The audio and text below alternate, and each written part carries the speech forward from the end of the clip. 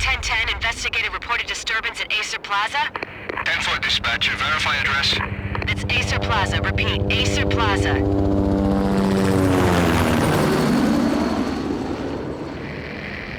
Shots fired on the rooftop. An assault in progress at Acer Plaza. Repeat, an assault in progress.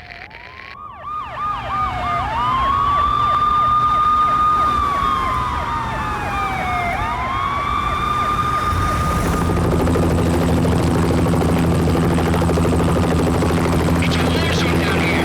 1085 dispatcher, need additional units. Additional units now. Officer in danger. Officer in danger.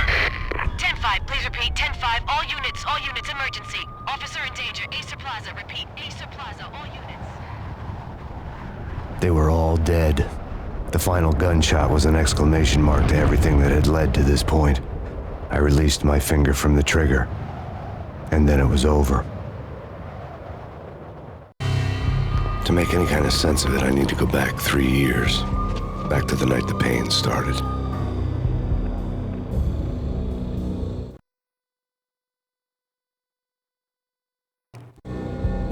I was still on the force back then. NYPD, Manhattan, Midtown North Precinct, Hell's Kitchen. So when are you coming to work for me, Detective Payne? You'd make me work undercover in some hellhole. Sorry, Alex. Michelle and the baby come first. See? My last smoke. It's bad for the baby. That's you, Max. A regular Boy Scout. See, Alex. Still on for poker Thursday night, right? Like taking candy from a baby. Life was good.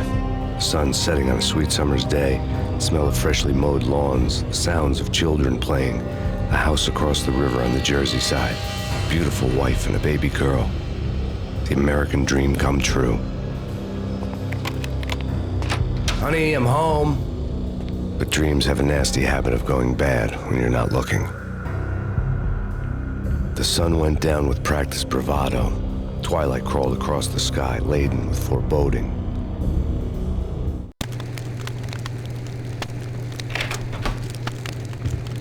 Michelle, honey, anybody home? I didn't like the way the show started. They'd given me the best seat in the house, front row center.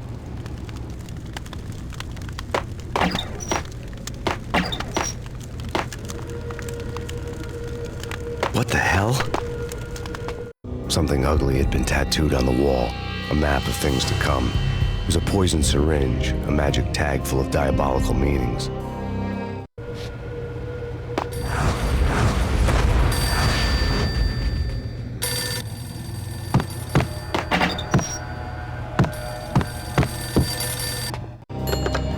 Listen, someone's broken into my house. Call 911. Is this the Payne residence? Yes, someone's broken into my house. They're still here. You have to... Good.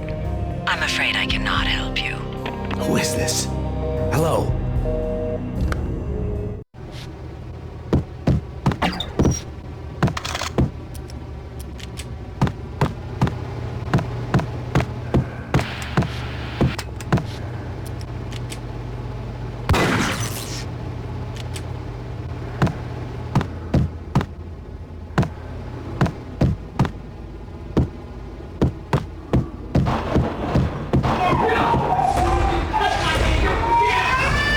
Michelle!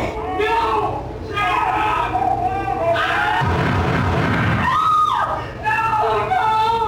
No, man! Michelle! Please!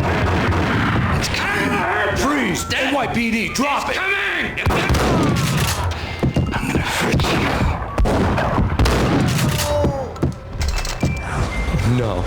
No, please, God, no. God bless your fallen angels!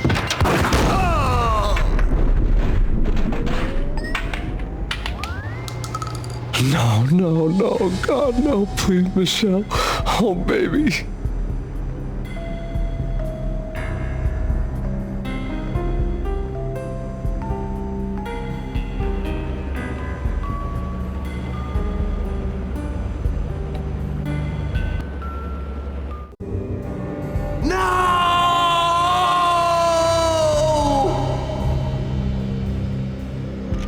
That was 3 years ago.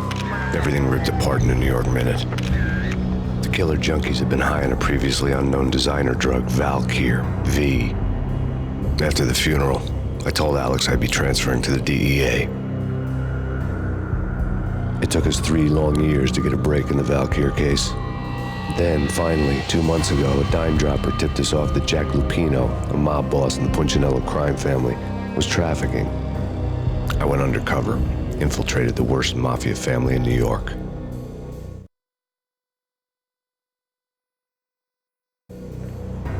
I came in from the cold and the dark. Outside the city was a cruel monster. I've been slowly working my way from the small time to the big fish, trying to get to the source of the drug.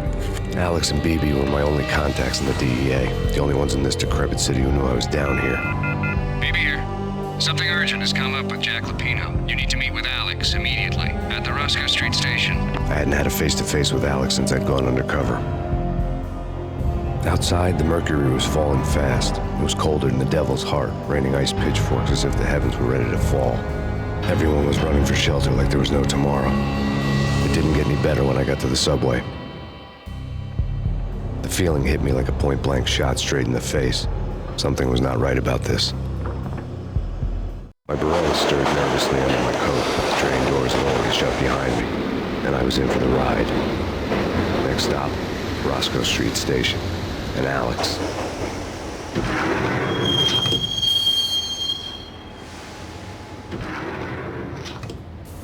The station was drenched in gloom. Alex was a ghost, nowhere to be seen. I'd have to look for him.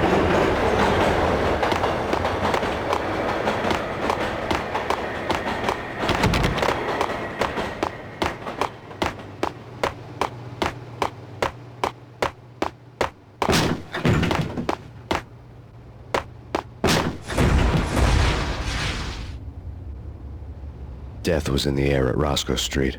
I'd have to find Alex fast.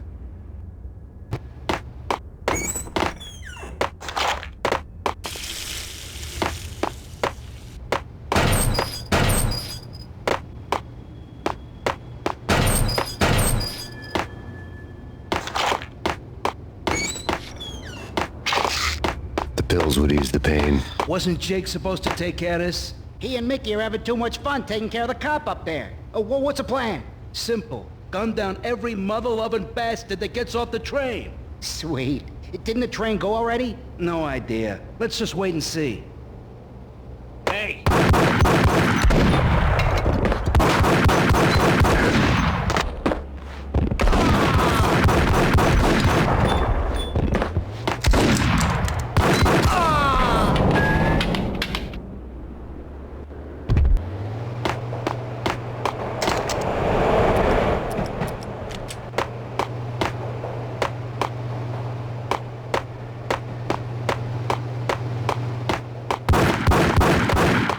Yeah, he's dead all right.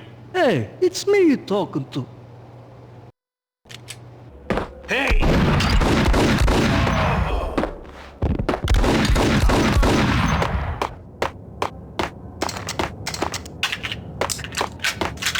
Yo guys, hey, we're getting around. You hear me? What is this, a joke? Hey, yeah!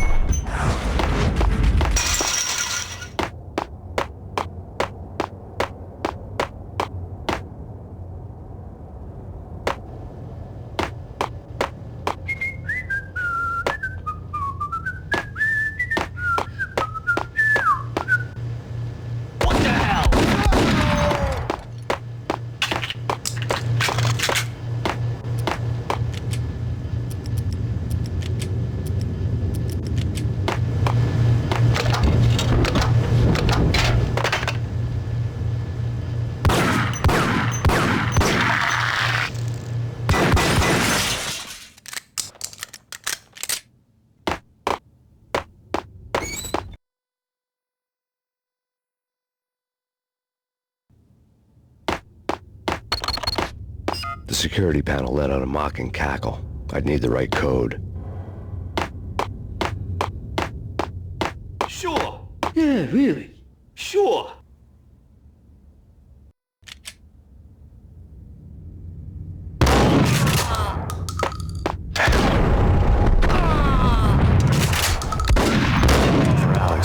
up in the middle of a big-time crime operation.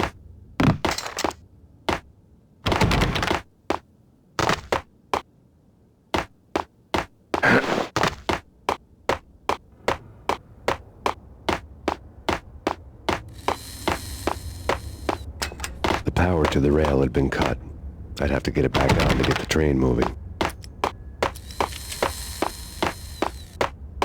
Kiss it good. Oh,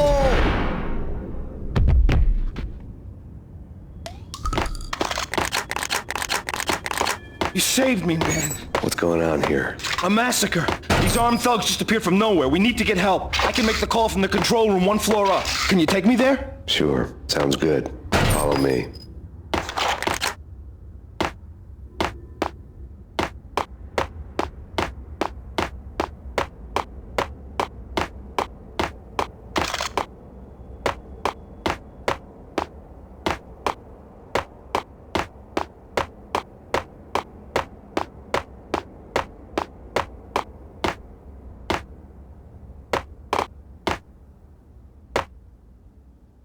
Home free. This way.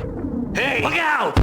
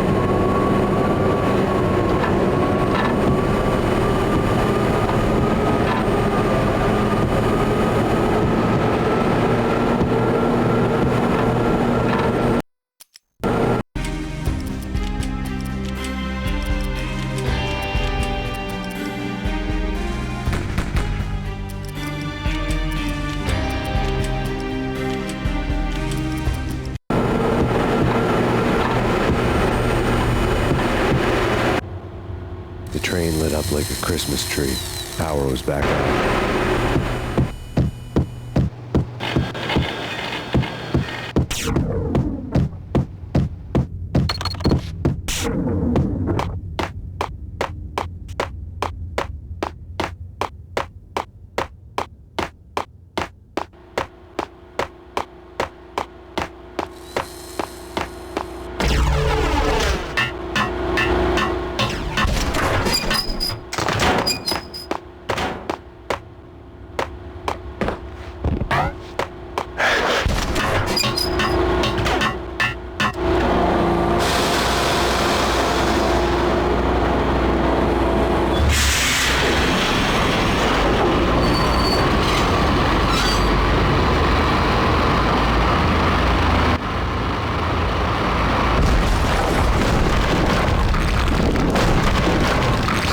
Being subtle.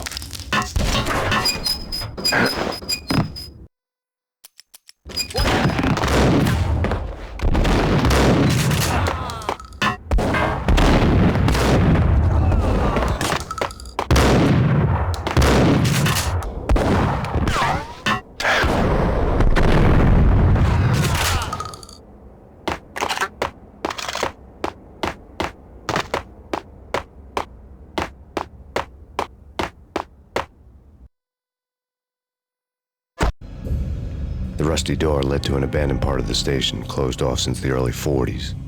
Something big was going down at Roscoe Street. Maybe that's why Alex had wanted to meet me here. Maybe not. One way or the other, I was gonna find out.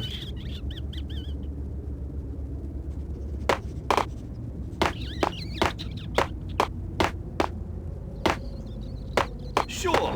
Yeah. Sure. Damn!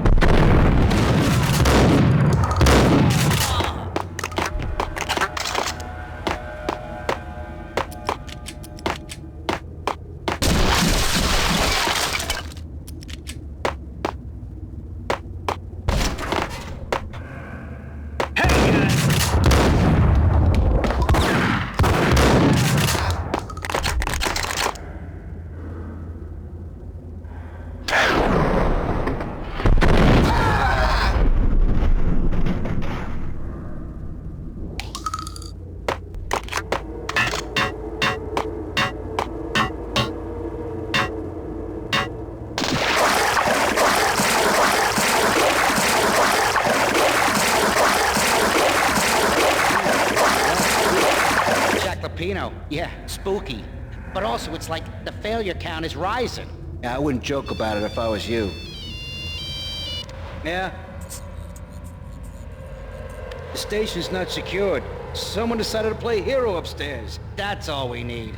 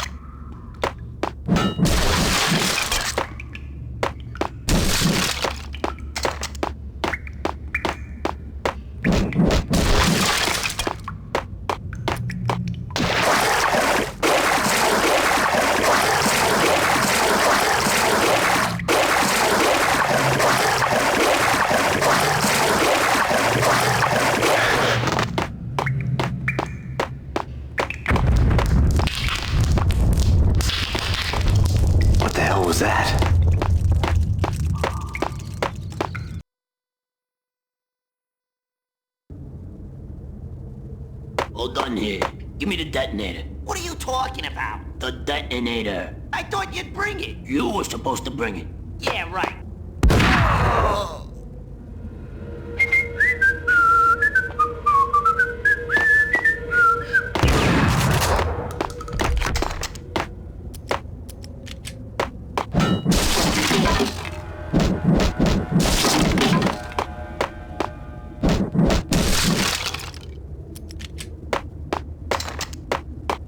The door had been welded shut ages ago and the bomb was missing a detonator. What the hell?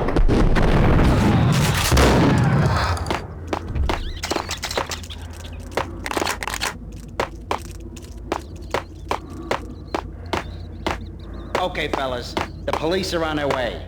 New York's finest are gonna be here soon. So stick to the plan. We've got our own private exit route. In and out, do your thing. Wham bam, thank you, ma'am. What the fuck?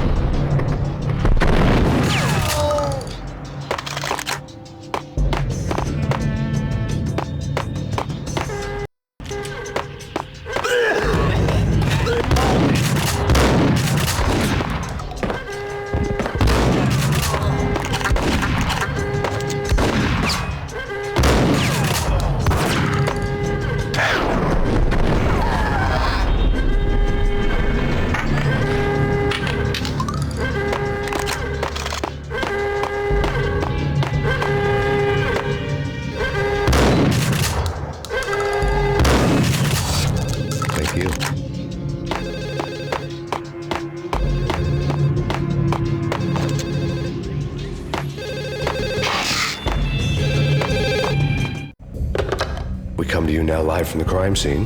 Who is this? Right back at you. This is Deputy Chief Jim blatant bravura from the NYPD. You are to cease your criminal activities and surrender immediately. Sure thing, Jim. Me and the boys have been talking, and everyone's real sorry. They'll never do it again. Who the hell is this?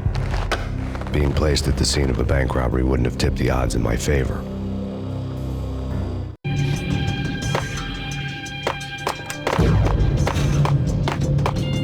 The bank robber's score lay on the table. The bank robbers had been after Acer Corporation bonds. The Acer success story had recently been on every channel and on the cover of every magazine.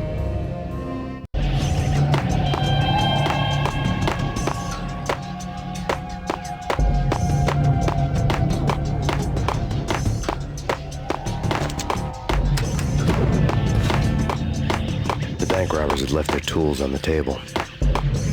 Judging by the detonators, the crooks had bought enough explosives to send Lady Liberty into orbit.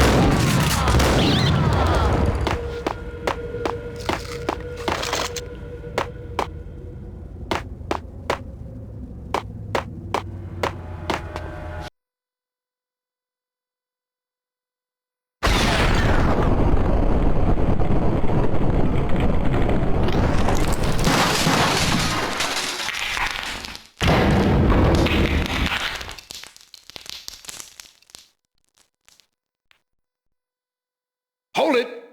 Max! Jesus, you almost gave me a heart attack! I nearly shot you! Alex, we're glad to see you. What the hell's going on? There are more corpses here than at the city morgue! It's an armed robbery, a tunnel job straight to the Roscoe Bank vault through the old station wall. Is this why? This is Lupino's gig? This is Lupino's doing? Lupino's men? Really?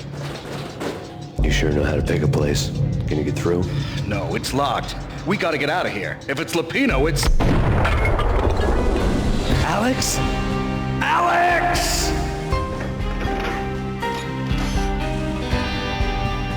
There was nothing I could do.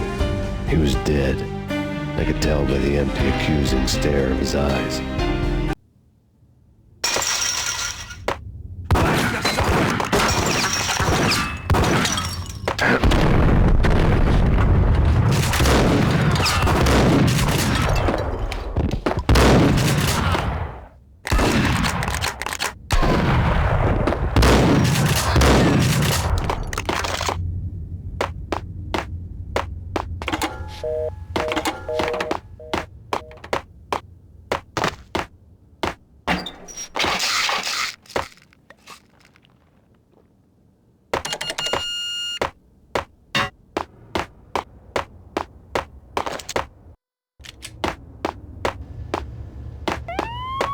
Let's get the hell out of here!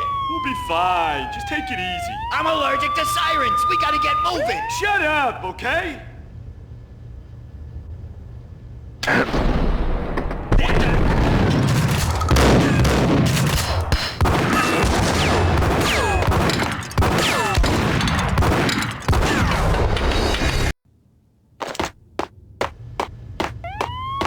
Let's get the hell out of here!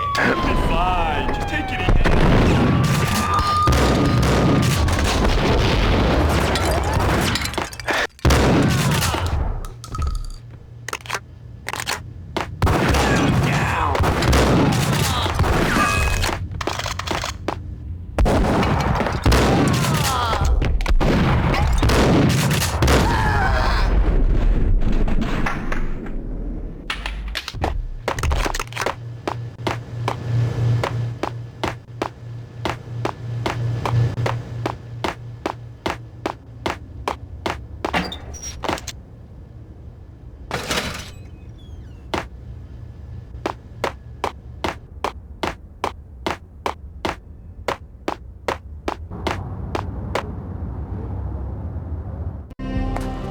Alex had kept me relatively sane for the past 3 years. Now I didn't know how I felt. Somehow he had stumbled upon something big and ended up stepping on Jack Lupino's toes.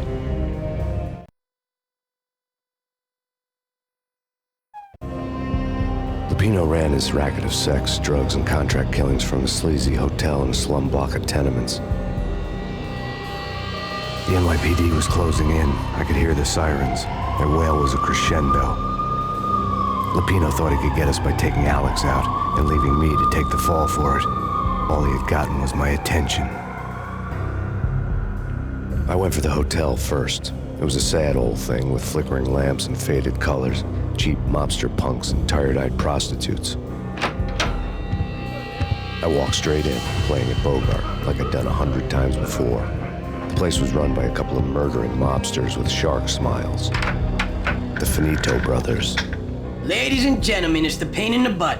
Payne to the max. You're killing me. Did you make that up yourselves, or you get some wino downstairs to come up with it? Don't answer that. A rhetorical question. I got something for the boss. Lupino around? That kind of depends on who's asking. A friend or a junk squad plan. Don't answer. It's one of them, how do you put it, rhetorical questions. Lupino ain't here, but he said bye. Lupino wasn't in his cheap hotel. Instead, I ran into the Finito brothers. My cover had been blown. The door slammed shut behind me. And then I was dodging bullets like raindrops. Payne in the butt. Ha ha! Payne to the max. Junk squad pig. Gotta take the Marble City for you. Lying dead.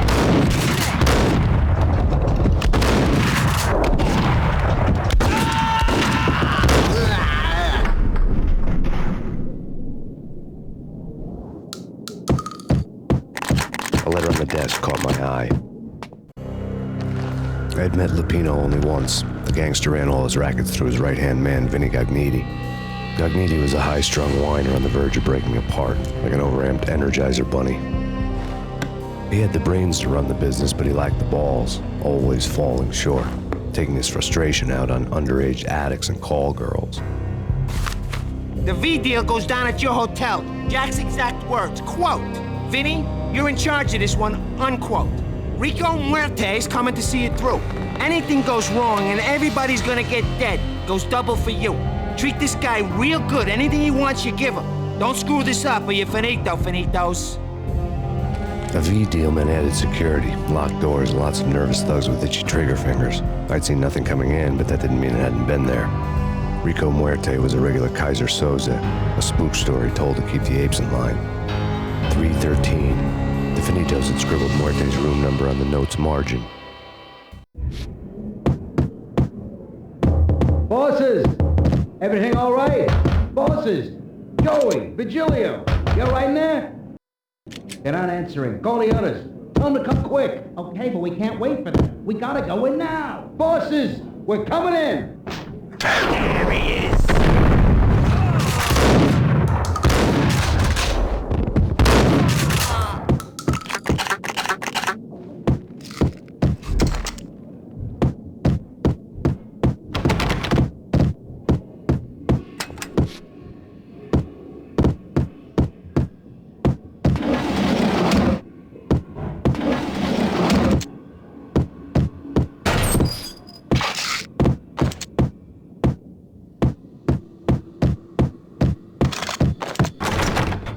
Getting out was not going to be easy. The staircase was locked and the elevator had been busted for a decade or more. NYPD has been out on massive Payne. A killer storm. Chief Jim Rivera. Take whatever steps necessary. Here stated that Valkyr represents... In his press conference today, the mayor stated that Valkyr represents a clear danger to New York and called for drastic actions to eliminate the problem. On today's top story, the Valkyr crisis worsens with the murder of DEA Special Agent Alex Balder. Special Agent Balder had been shot repeatedly from a point-blank range. The gunman has been identified as Max Payne. The noose is sure to tighten around this fugitive criminal as more NYPD units join the search to apprehend him. I had just gotten my 15 minutes of fame.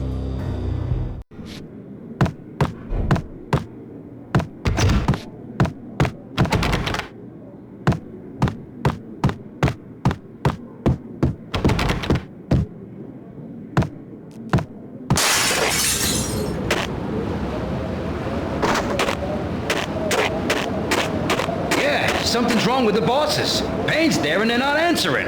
Let's go already. Payne's gonna pay in spades.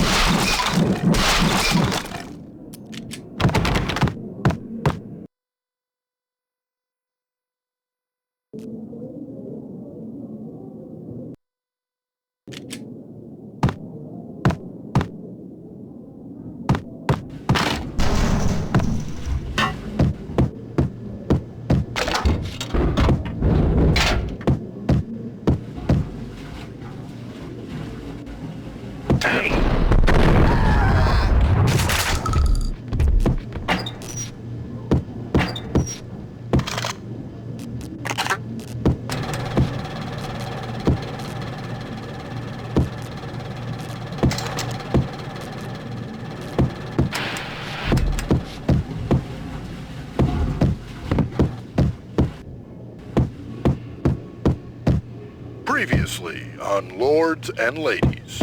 Lady Amelia, Marquis Valentine asks for an audience. Thank you, Lawrence. My lady. My lord. And now, an all-new episode of Lords and Ladies, brought to you in part by Acer Corporation.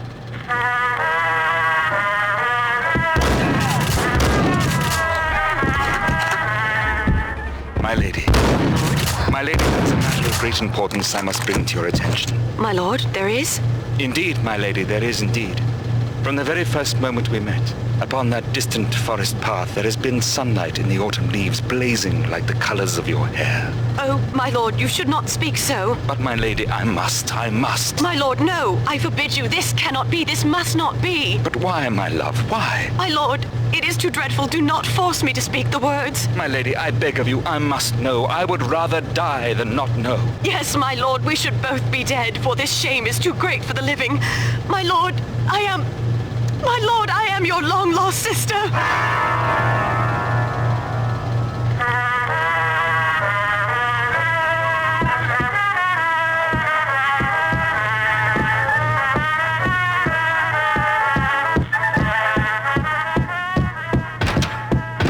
There he is!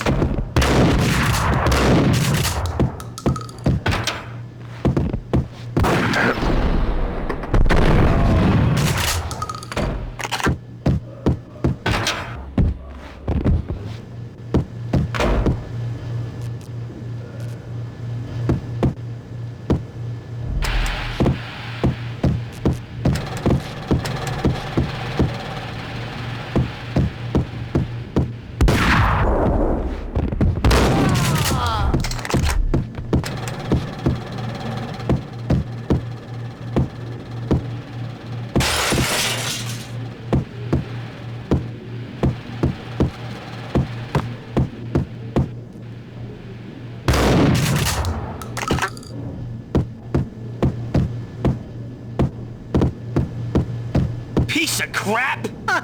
Oh, careful, it might kick back. Dee-dee-dee-dee-dee, killer vending machine. You talking to me? Tough guy, scared.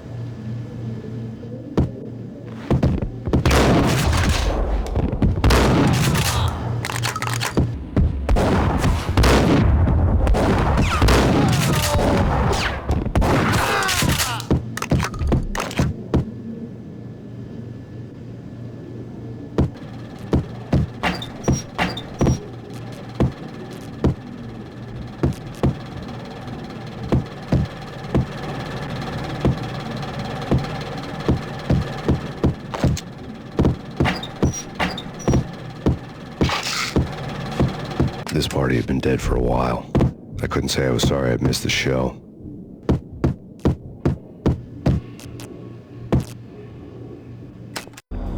Tonight, the city's fight against the nightmare drug Valkyr took a turn for the worse, as DEA Special Agent Alex Balder was found brutally slain at the Roscoe Street subway station.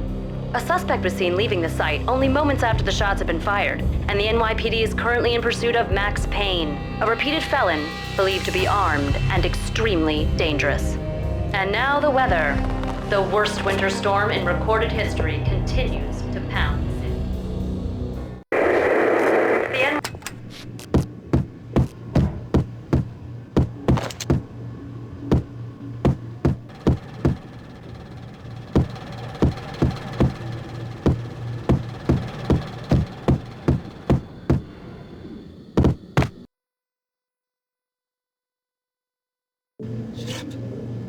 Shut up.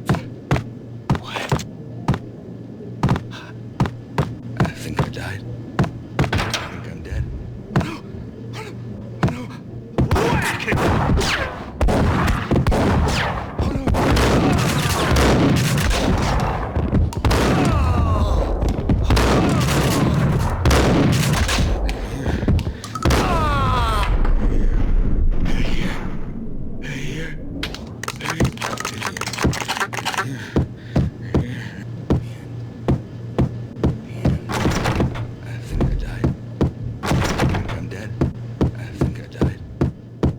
I'd found Muerte's room.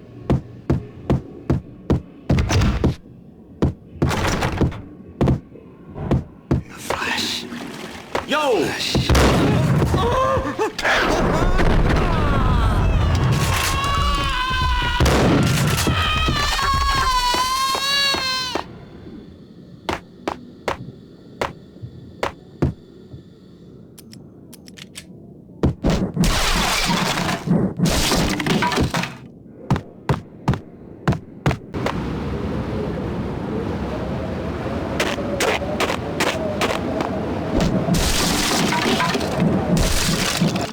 I know what had happened here. It was not a pretty sight.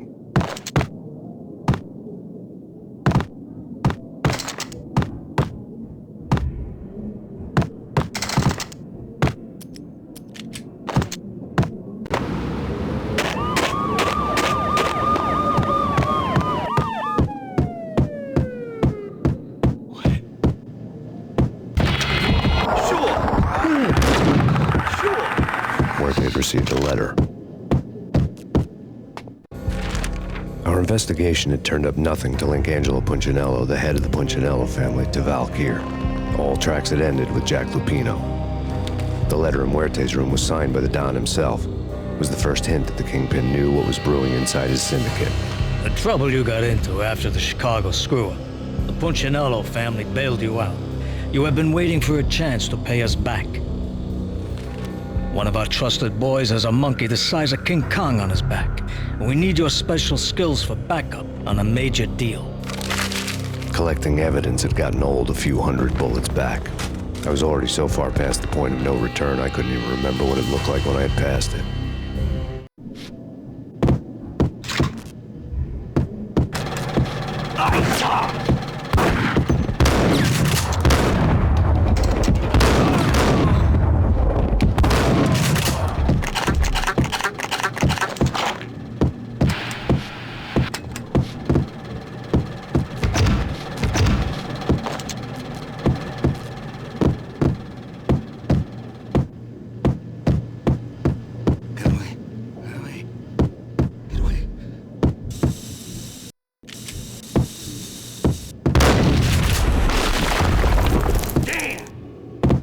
Told you. God damn! I thought it was a bomb for sure. Nah, the Russian wouldn't dare. This has been waiting to happen. I thought it was a bomb.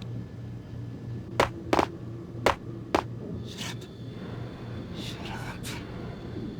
I'm gonna hurt you. Hold it!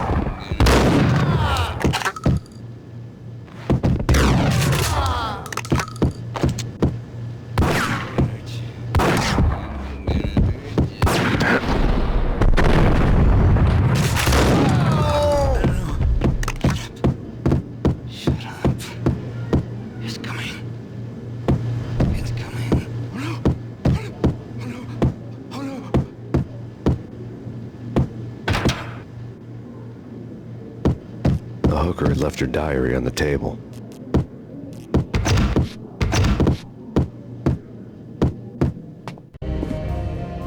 diary belonged to a hooker named Candy Dawn. The read would have made a vice cop blush. Had talks with the mystery hag over the phone again. Sent her the latest One-Eyed Alfred tape. As long as the hag keeps paying for the tapes, the old man could come every day for all I care. She had a nice sideline, making secret X-rated flicks of her clients and selling them to the highest bidder. It would get her killed if her V-fix for the day didn't do it first.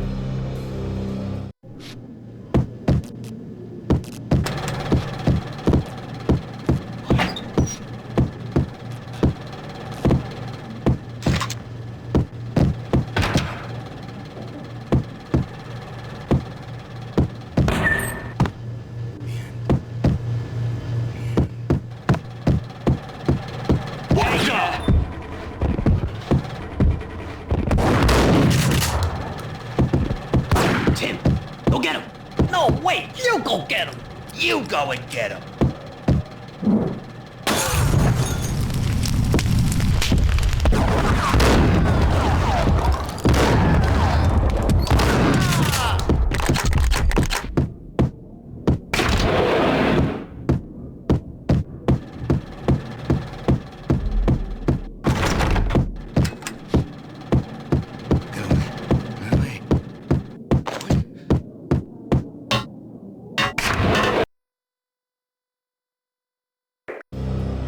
The old service elevator rumbled down to the bowels of Jack Lupino's hotel.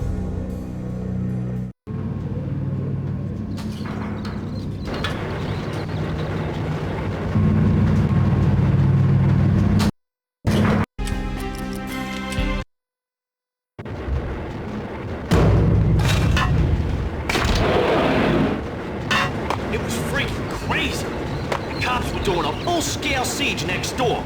More traffic than rush hour. I mean, bleeding bastards running back and forth, Ronnie and Jimbo to throw, and in the middle of all this, there we were.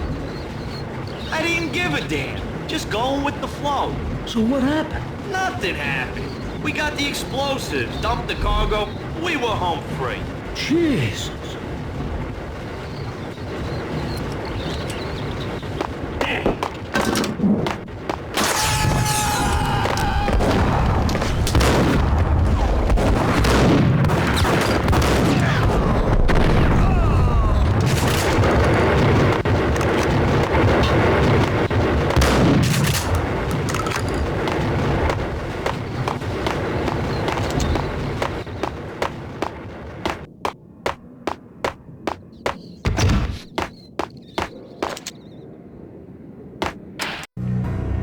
A winter storm warning is in effect in the whole tri-state area, as both freezing rain and heavy snowfall continue. Many roadways are already closed, and people are advised to stay indoors. The severe blizzard has ravaged New York for 3 days now, with no end in sight. We'd been snowed from the start in the Valkyr case. The forecast said there was plenty more where that had come from. But the snowbound city was on my side. Less chance of innocent bystanders getting caught in the crossfire.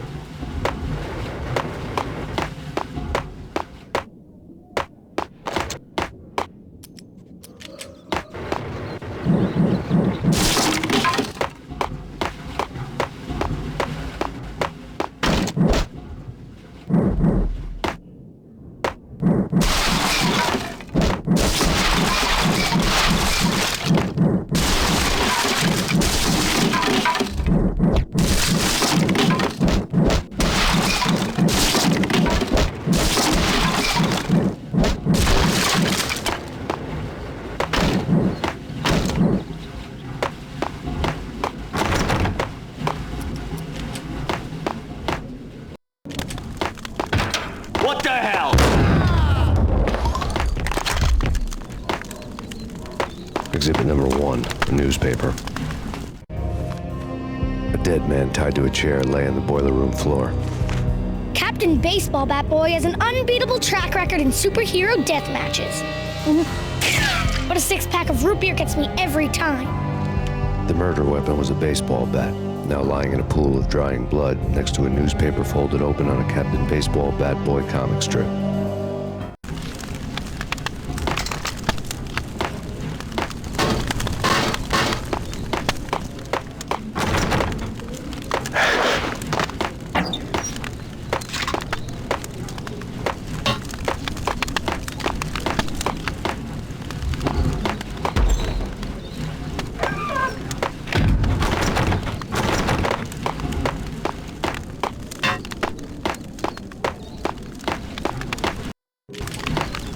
Take vampire movies. Why are they always set in LA or Mexico? They can't even get a tan.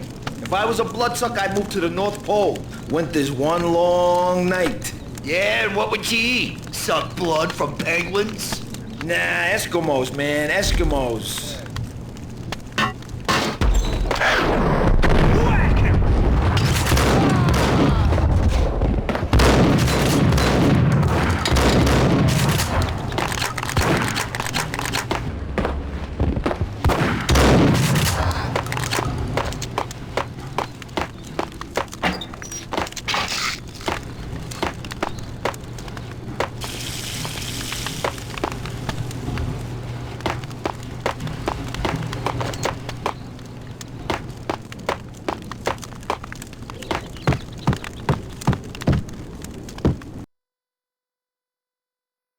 Chill with the guns.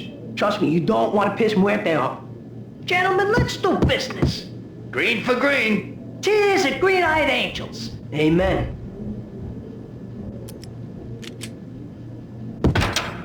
What?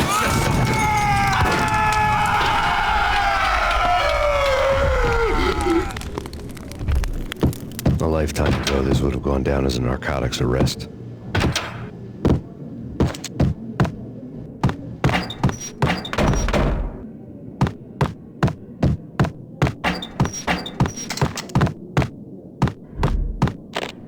The transparent cylinders glowed green, full of Valkyr. It was dirty money. There was a key on the table.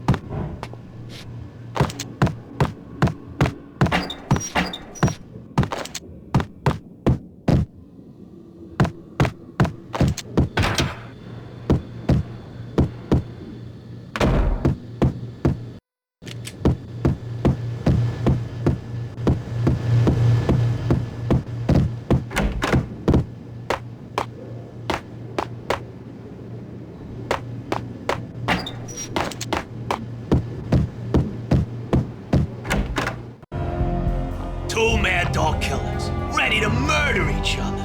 They step into the next room, and I'm thinking, now they're gonna do it. But no. They sit down in front of a TV and solve their differences with the kung fu fighting video game.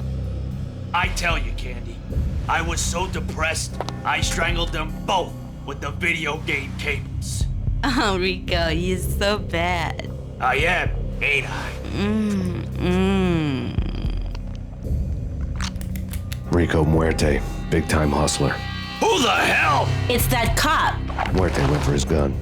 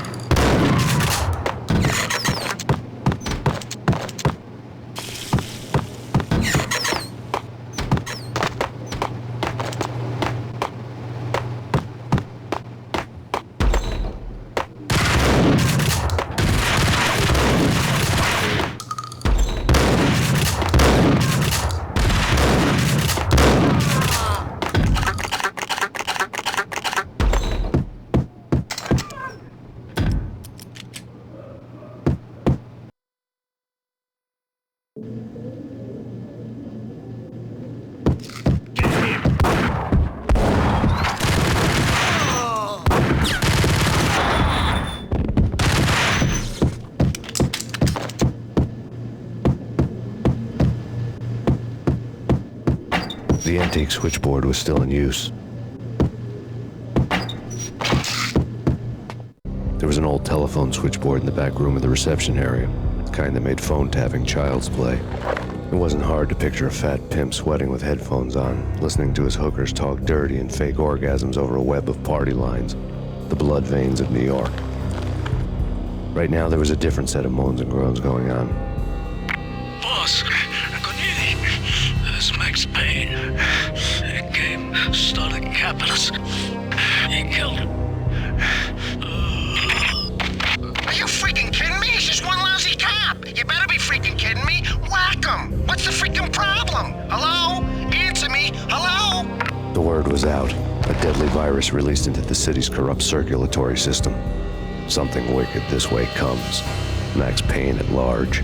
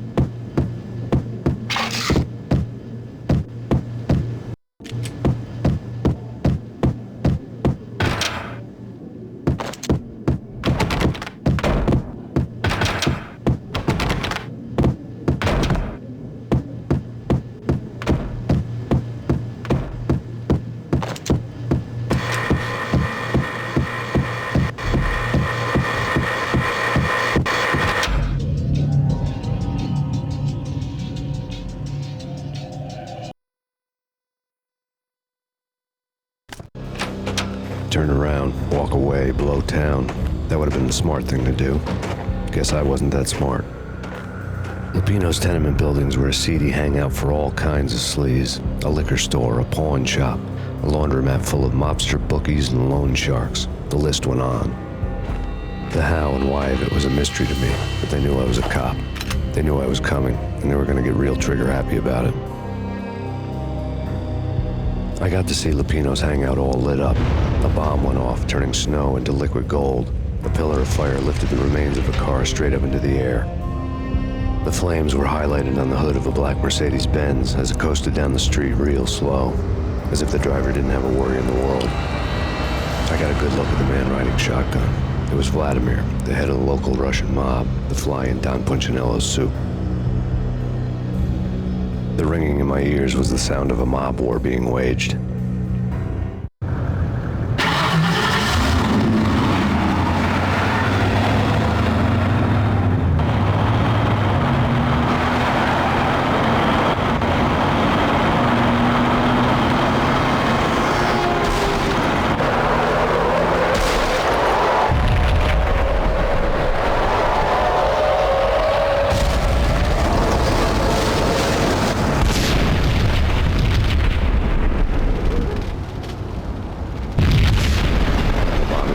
inside the closest slum building.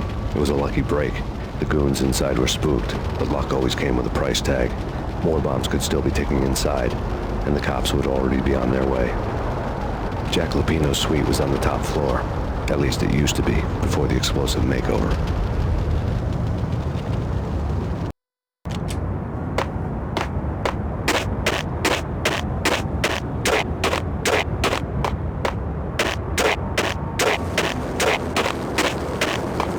I don't know, man. I don't know. What the hell?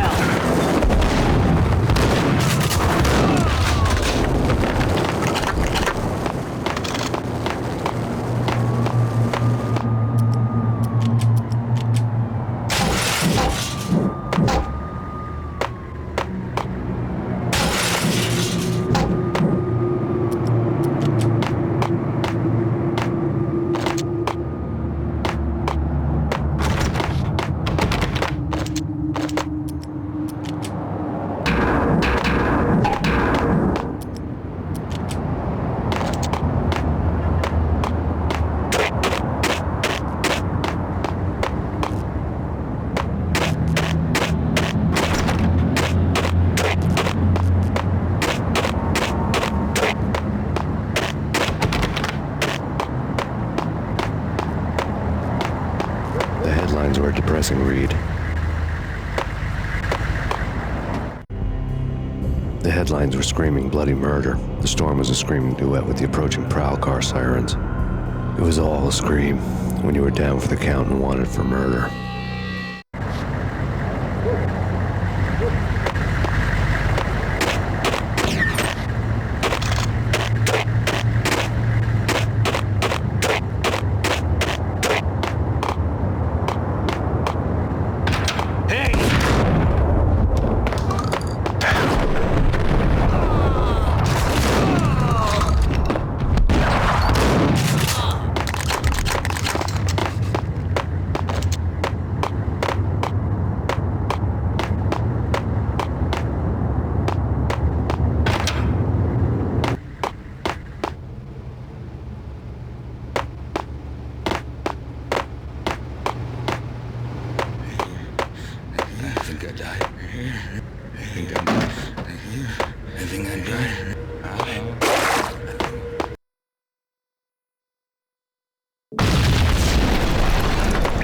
The whole building was rigged with explosives.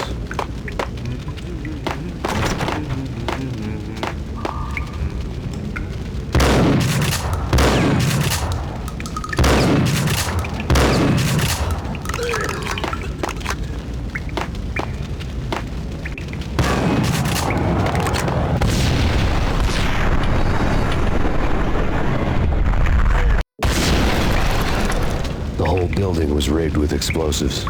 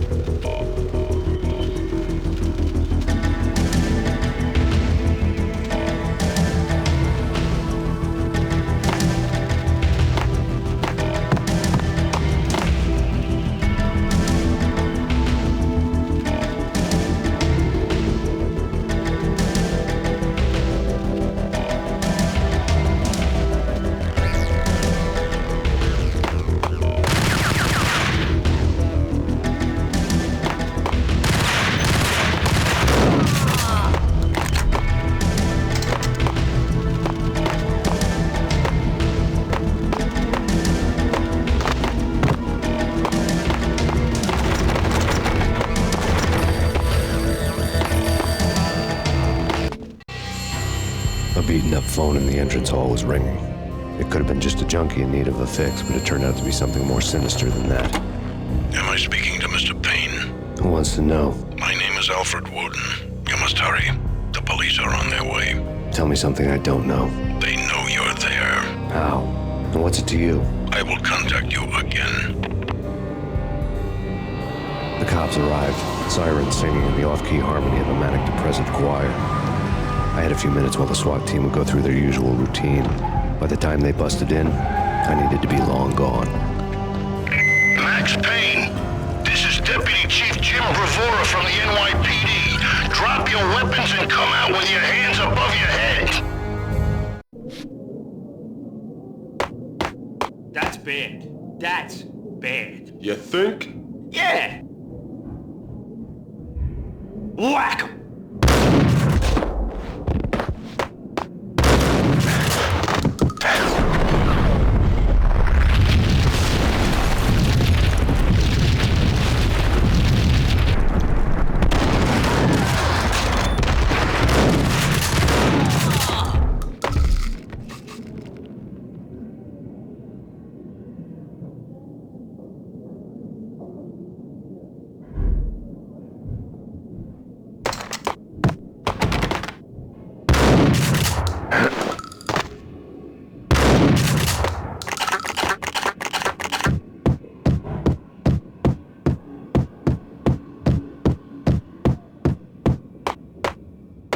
Someone had left a letter on the counter. Suddenly it all made sense. The bombs, the Russian mob boss making an appearance in person. Gogmiti was his usual self, all talk and no walk. After our hit, the Russian has only a couple of guns left, and they can be bought. There's no freaking way he has the guts to try anything after that.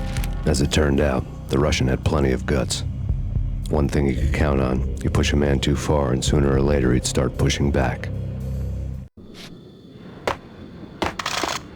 There was a key on the shelf.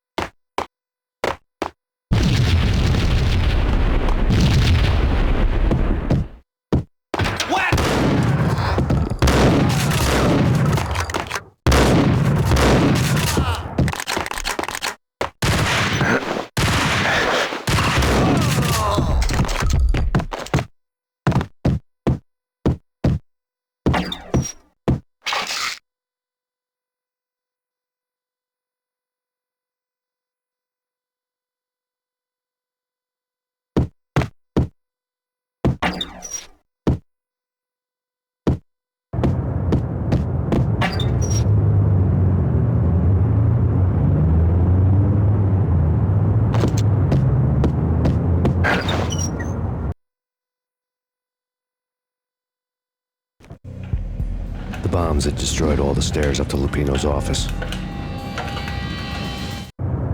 The alternate route led there by way of adjoining rooftops.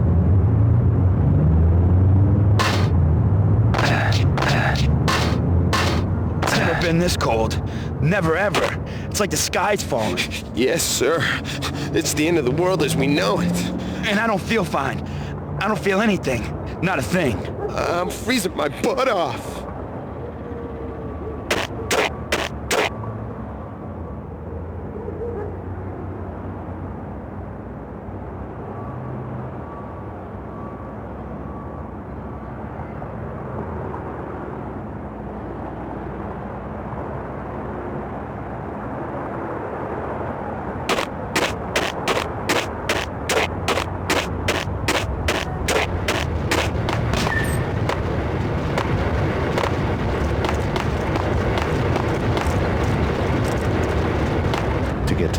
I'd need to get to the elevator through the locked door up ahead. Pizza delivery. Never seen you before. Buzz off, Joker.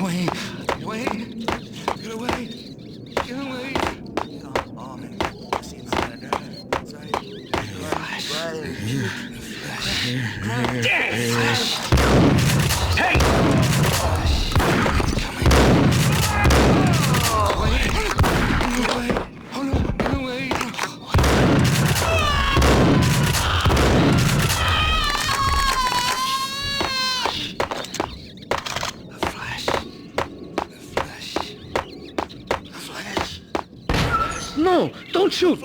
You know the clowns at the laundry? Me? No. You're no good to me then. What? No, the laundry, yeah. I know him, yeah. Get me in there. Okay.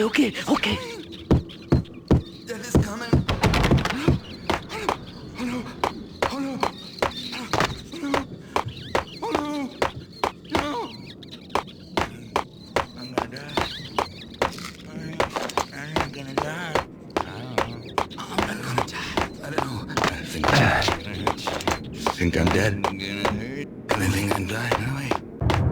I think I'm dead.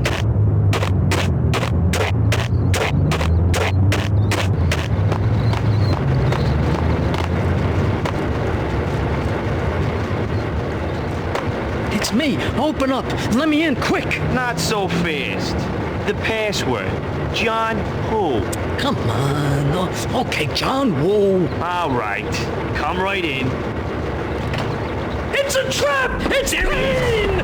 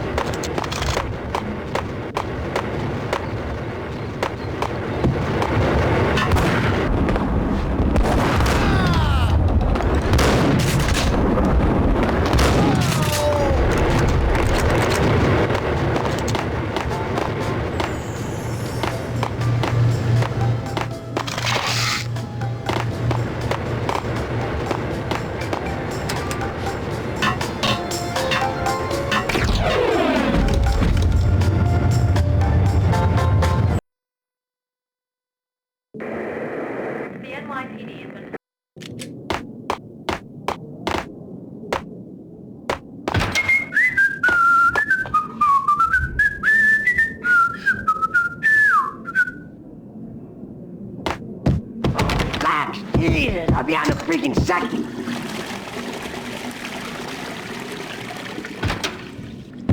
Hey!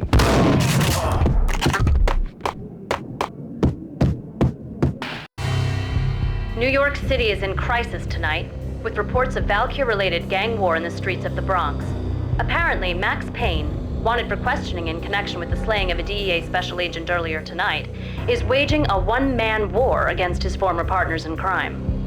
Among the list of casualties so far are notorious mafia members Joey and Virgilio Finito, as well as Rico Muerte, himself a fugitive from the law, and a suspect for several murders in the Chicago area. The NYPD has been placed on full alert. A citywide APB has been put out on Max Payne. Deputy Chief Jim Bravura has promised to take whatever steps necessary to bring him to justice. What those steps may be remains to be seen. For NYCNN TV News, this is Kira Silver.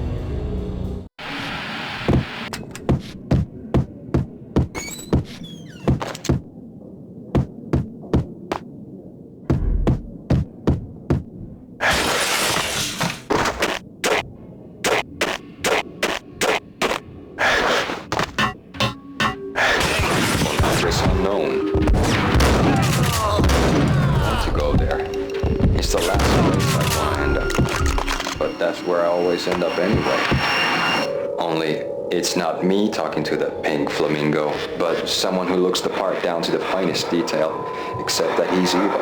I'm hiding in the shadows, watching it all unfold. The flamingo speaks. He can speak here. It says, "Mirrors are more fun than television." That's, mirrors are more fun than television. Somehow I know this, just don't ask me how. And I, not me, but my double, nods and smirks at this like it was the funniest thing in the world. And then something goes wrong, and suddenly they know I'm there, hiding behind them, and they both turn to look at me with cold eyes. And the flamingo speaks again.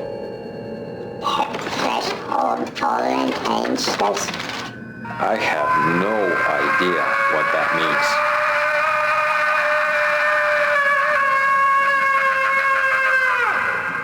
And that's when I always wake up to my own scream in that brightly lit white hospital room, strapped to my bed.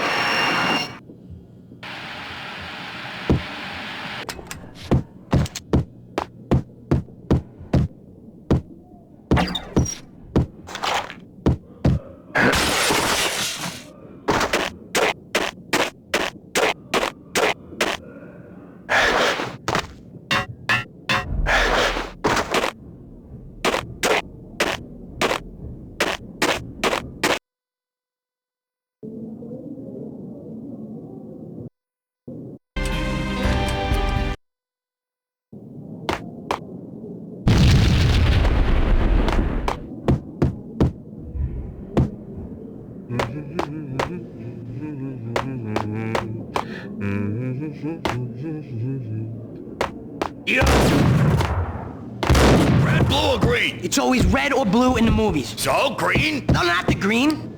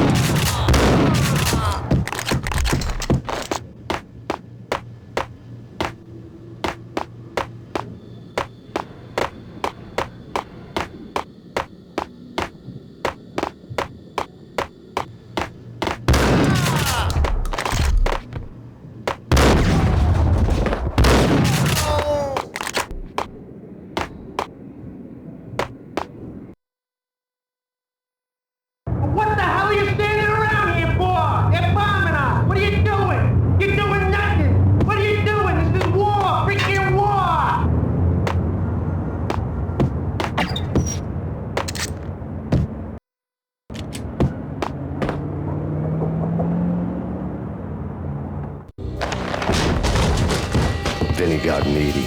Just the man I've been killing to see. Payne? Freaking fed! I knew from day one there was something screwy about you. What do you think you're doing? You're a freaking cop. You ain't got squad on us. You can't just come in here waving your piece like it meant something. Yeah! Oh my God! Oh God, you shot me! Ah! You're dead, Payne! What the hell are you waiting for, you apes? Kill him! Kill him! With pleasure, boss. Gugneedy bailed. I made like Chow Yun Fat.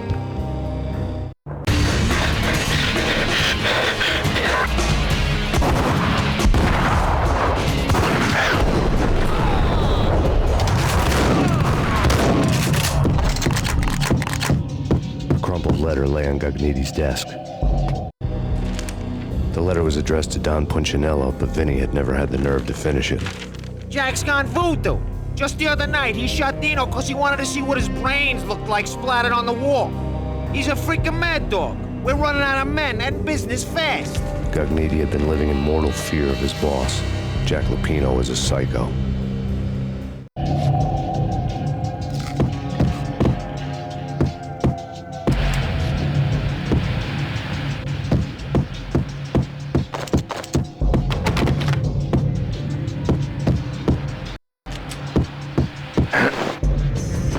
Gugneedy was running. He could run, but with the stomach like a broken He knew where his boss was, and I wanted to square things up with Pino. Cogniti would be moving fast. I don't know about angels, but it's fear that gives men wings.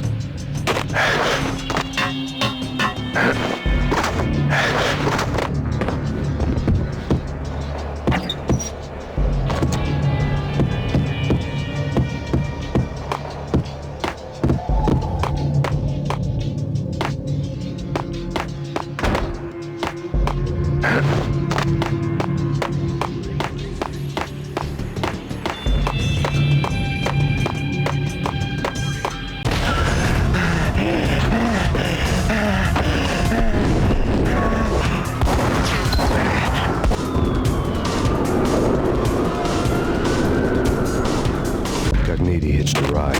To catch him, I'd have to follow his lead.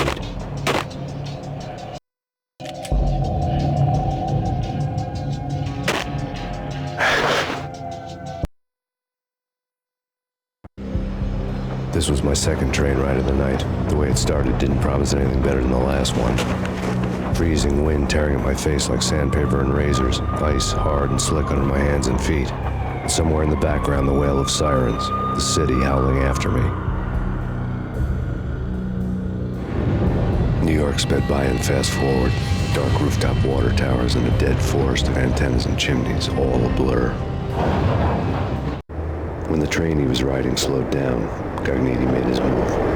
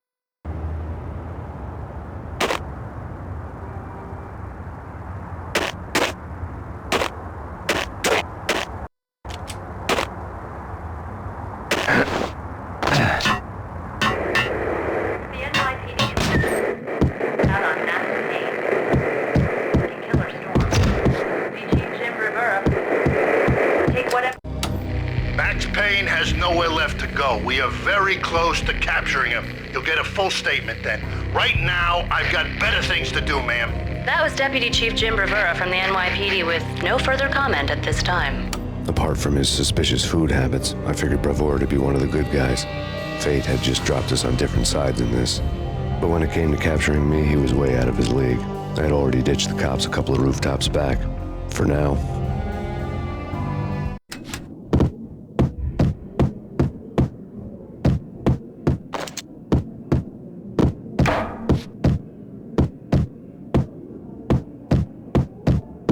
He's coming! I can hear him! Ready? Keep your guns pointed at the door. Okay, this is it. Any moment now, Payne's gonna bust through that door with murder in his eye. It's either him or us. I, for one, am gonna pump the SOB so full of lead, they'll need a forklift to carry the coffin to the grave.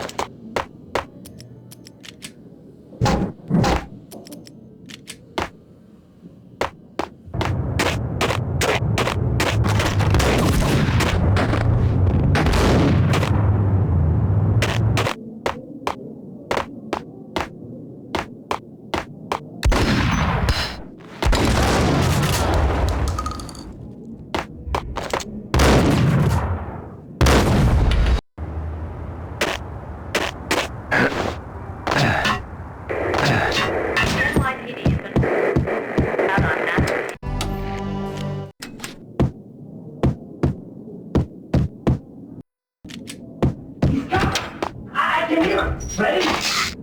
Keep your guns pointed at the... Whack the son!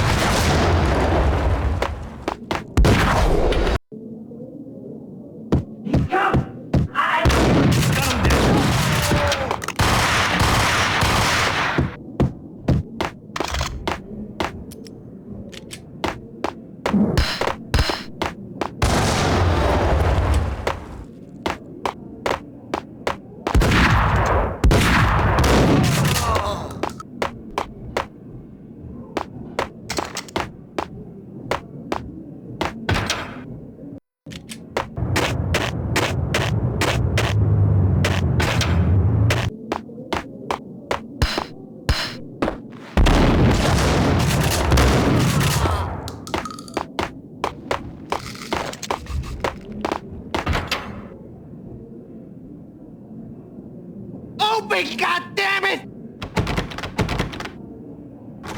Payne! I'll kill you, you lousy freaking cop!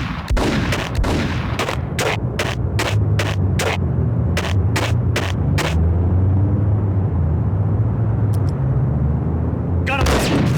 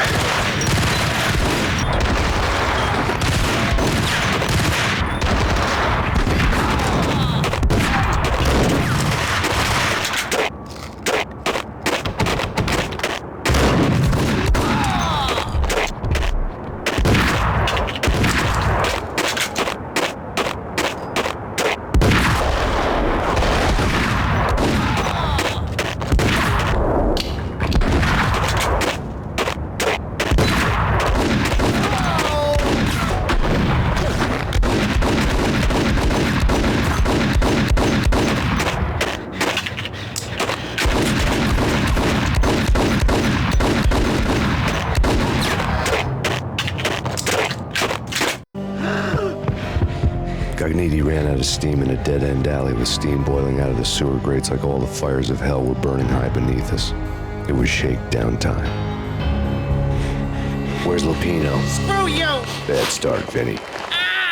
Police brutality! I rate pretty high on that. You can't just hurt me in cold blood? Just keep telling yourself that. Listen good, Candyman. I'm not gonna be anybody's fall guy. I want to know where your boss is hiding. There was no glory in this. I hadn't asked for this crap. Trouble had come to me in big dark swarms. The good and the just were like gold dust in the city. I had no illusions. I was not one of them. I was no hero. Just me and the gun and the crook. My options had decreased to a singular course. I'll tell you, just don't hurt me no more. Lupino's at Ragnarok, the nightclub. Book me, take me, haul me to the freaking jail, just don't hurt me. Your rights will be read at your funeral.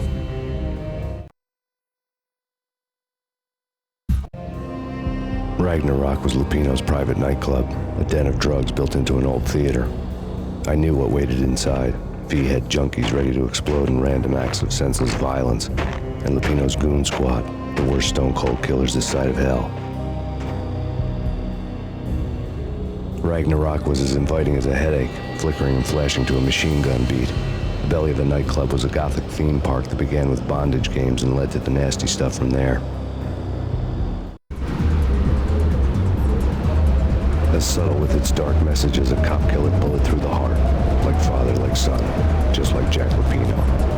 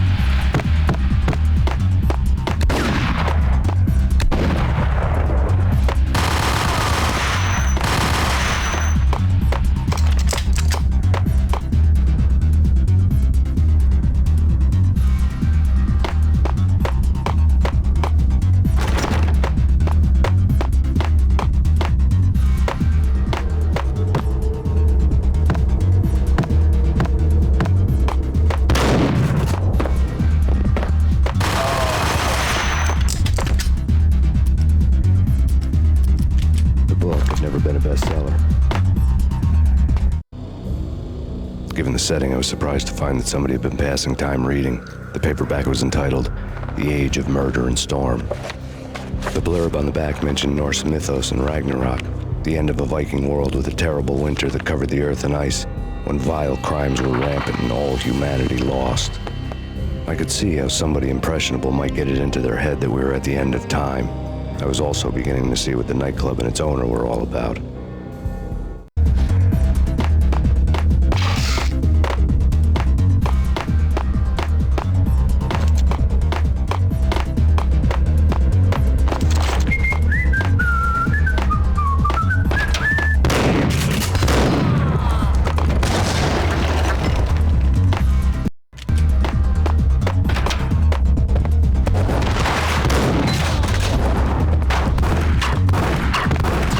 Hey,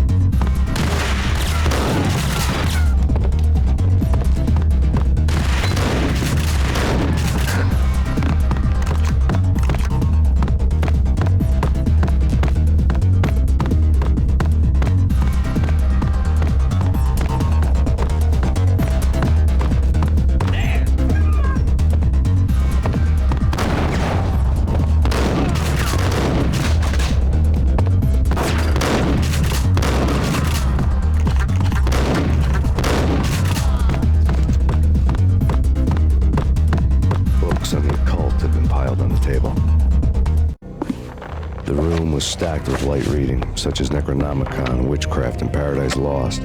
Old exotic titles like Malleus Maleficarum and De Umbrarum Reini Novum Portus. Books with pentagrams on their covers, all dealing with the occult and the infernal, lying between stacks of horror videos and a couple of Ouija boards. The only thing I could take seriously was the thought of Lupino taking it seriously. He had been spending a lot of time getting intimate with the guy downstairs.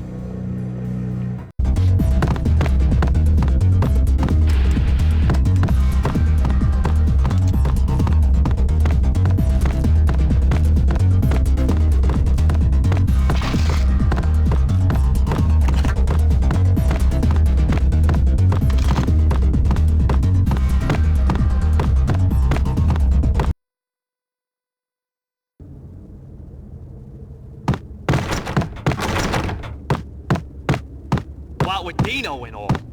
I wouldn't say anything to his face. He might not... Who knows what he'd do? Yeah, but somebody's gotta go in there. It's too freaky. All the screaming. It's been 3 days now. Don't look at me. Hell no, I ain't got no death wish. Well, I'm just saying it gives me the creeps, especially now. It's gone all quiet in there.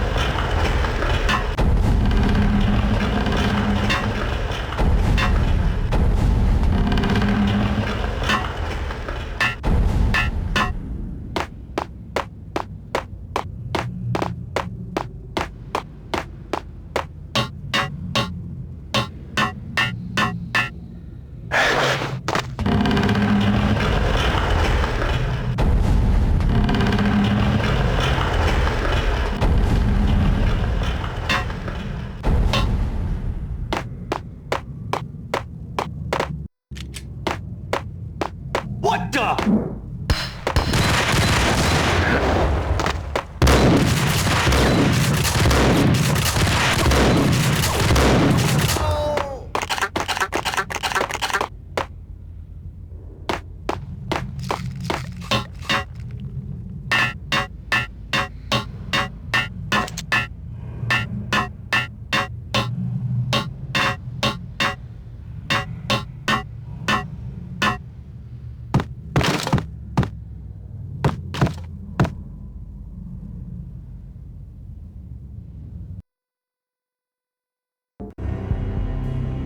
The backstage area led to Lupino's inner sanctum. The hot air inside was like an invisible wall, thick with incense and something else, a sickly sweet smell that made you gag. This was the rotten core of the Big Apple. Lupino lurked somewhere ahead, like a spider at the center of his web, waiting. The vapors in the air started to make my head swim. Torn pieces of a letter lay scattered on the sofa.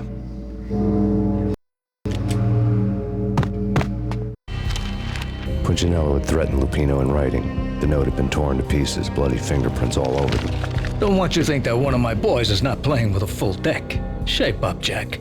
We are running a business here. I'd hate to send the trio to strong-arm you. The trio were the Don's notorious henchmen. It was obvious that Lupino hadn't been intimidated by the threat.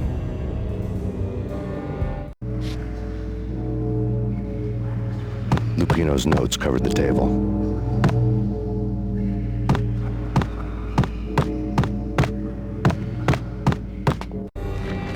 Jack Lupino was crazy, all right. The table was scattered with notes of demented arcane nonsense written in rusty blood. A mishmash list of demons, devils, and dark gods evoked. Beelzebub, Asmodeus, Baphomet, Lucifer, Loki, Cthulhu, Lilith, Hela, blood given to you all. He was after that old Faustian deal, your soul for power and fortune. Just sign on the dotted line with your blood. Lupino's notebook lay on the pedestal. Jack Lupino was crazy, all right. Mythic wolves, let loose to devour the sun and the moon. Lupino is the wolf. I'm Mr. Beast, the big bad Fenris wolf. I'm the end of the world man, wearing the flesh of fallen angels. After Y2K, the end of the world had become a cliche. But who was I to talk? A brooding underdog avenger alone against an empire of evil, out to right a grave injustice. Everything was subjective. There were only personal apocalypses. Nothing is a cliche when it's happening to you.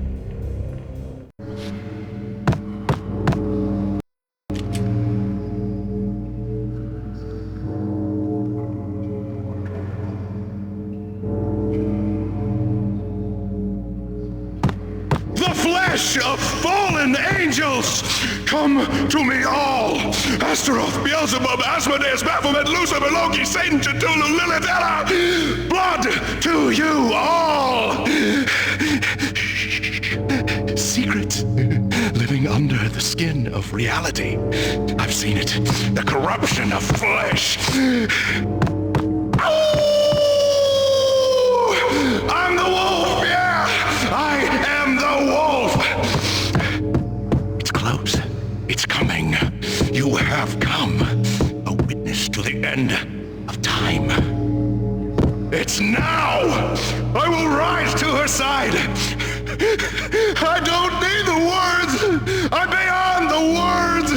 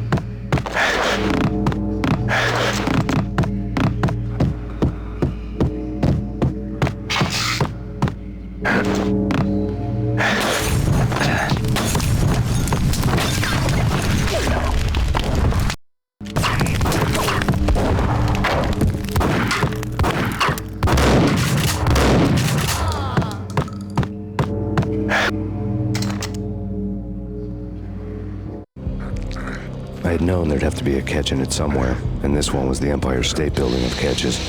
Levino was pumped up and dying to go 15 rounds with a mutant alligator. And then he started this spooky monkey talk, straight from a bad dream. Mine. I have tasted the flesh of fallen angels. I've tasted the devil's green blood. It runs in my veins. I've seen beyond a world of skin, the architecture of blood and bow and arrow. Death is coming! She is coming, and hell follows with her. This is the twilight winter. I am ready to be her son. Her time is now, and all who stand in her way must die!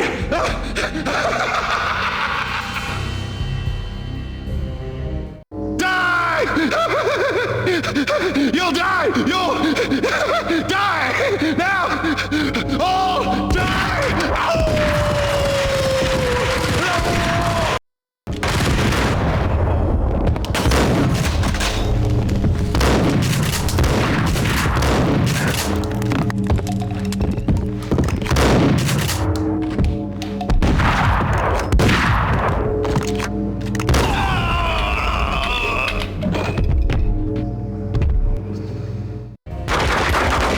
Finally went down. I wanted to make real sure he'd stay that way. V was a bad monster. Turned them into friggin' zombie demons from outer space. I think he's dead already. Huh? And that's when it happened. But dead or not, you've got the wrong guy. In stepped this knockout femme fatale holding a gun to my face. I returned the favor.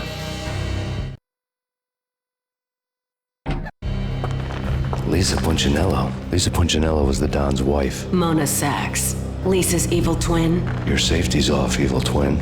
You might hurt someone with that gun of yours. Lisa's the damsel in distress. I'm the professional. I'd blow you away without batting an eye. Sure, and you can check out my credentials splattered all over this joint. Jack couldn't have framed you. Not the state he was in. We're after the same slime bag. Angelo Punchinello's the one who murdered your friend and framed you with it. You know this for a fact. I've got my sources. I don't have a clue these days. I just shoot them as they come. Who put a contract on the Archfiend? This one's mine. I hate the guts of that sadistic wife-beater. Why not pool our bullets for this one? I thought you'd never ask.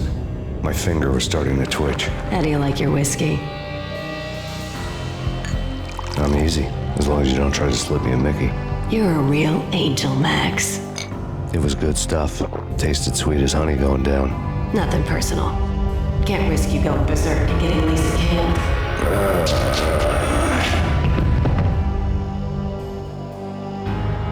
The nightmare was always the same. Violent shapes moving in darkness, old and ugly. The killer's mad laughter was a riddle filled with wicked innuendo.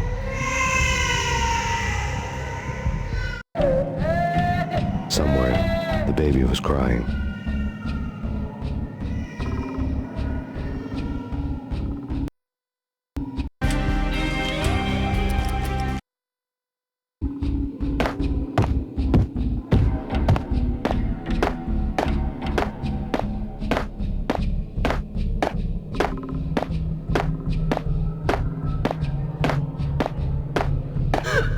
Max, no! Please, Max! Why? I didn't mean to.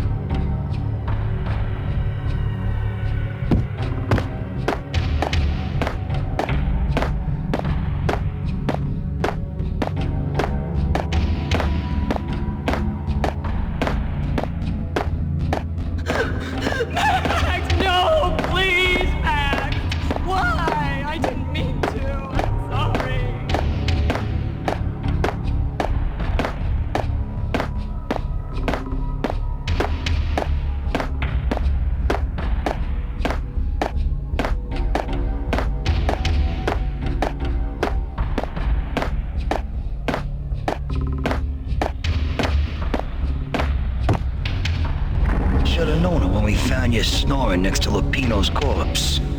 A comedian, huh?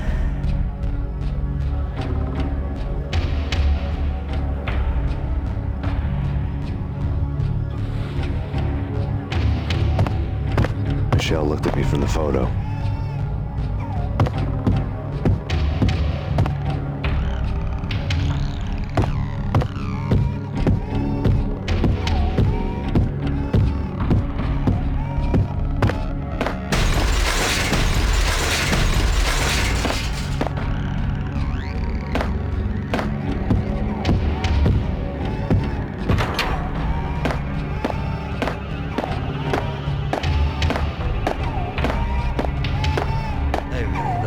Cartoons. Captain Baseball Bat-Boy's my favorite.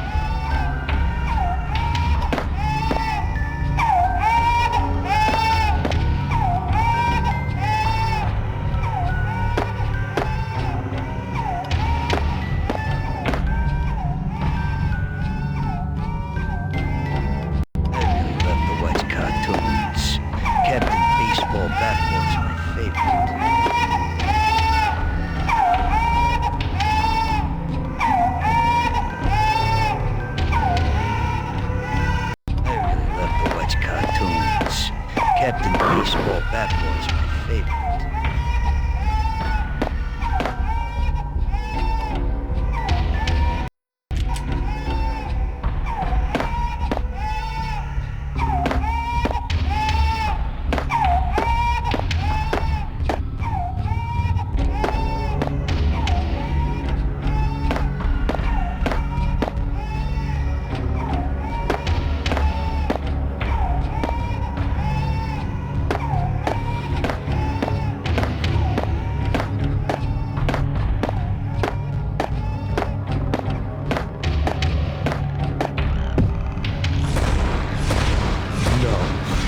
No, please, God, no.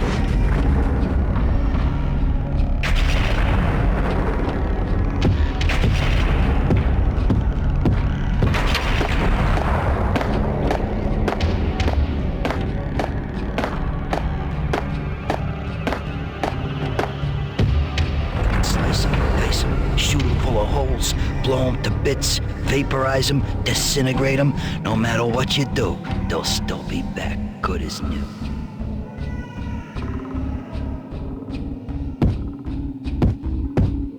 Michelle's diary lay on the table. Michelle was working part-time in the district attorney's office. Her diary was open on today's entry, her handwriting all pretty curves. An army dossier found its way to my desk yesterday. Valhalla? Isn't that a Norse myth? Something about Vikings? I tried to tell Max about it, but he was busy, that cute frown on his brow. Guess it's nothing, just a mix-up at the courier service. From now on, I would always find time for her. It was a hollow promise. Too little, too late.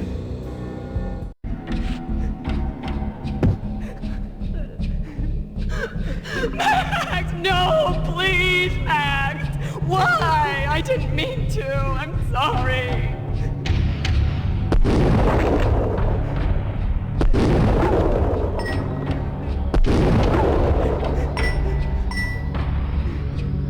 Murderer! You killed her!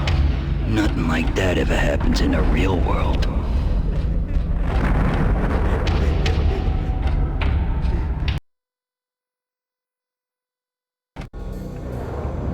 I woke up in a bad dream. My head felt 2 sizes too small for my brain. Max Payne. I envy your name. And the killer was smiling. Pleased to meet you. I'm Frankie the Bat Niagara. Niagara, as in you cry a lot. He had a baseball bat and I was tied to a chair. Pissing him off was the smart thing to do.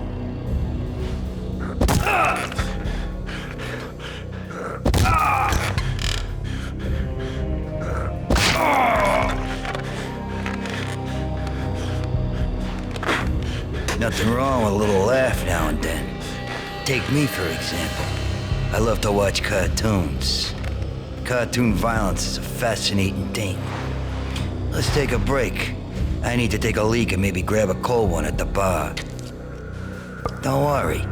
I'll be back to finish this off. And then, it's checkout time. You play, you pay, you bastard. He swaggered out, and the door clanged shut behind him, locks clicking into place. Everyone makes mistakes. Mine hadn't been to crack jokes about the goon with the bat. He'd have cracked my skull regardless. It hadn't even been to trust a girl with a gun. I had blindly gone after the first bad guy on my hit list when I should have been aiming further up the ladder, at the head of the Punchinello family. I couldn't bring myself to be pissed at Mona. Guess I had a soft spot for a pretty face.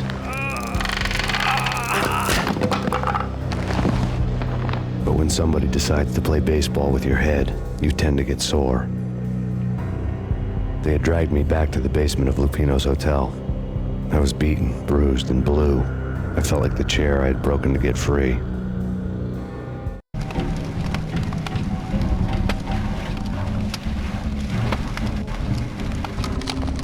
All I had was Niagara's bat, sticky with my own blood.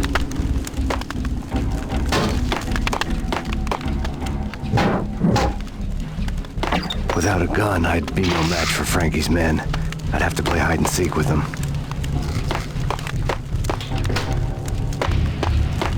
It's Frank. We'll take care of it. Yeah, no. Go at him. It's Frank. Yeah, I know.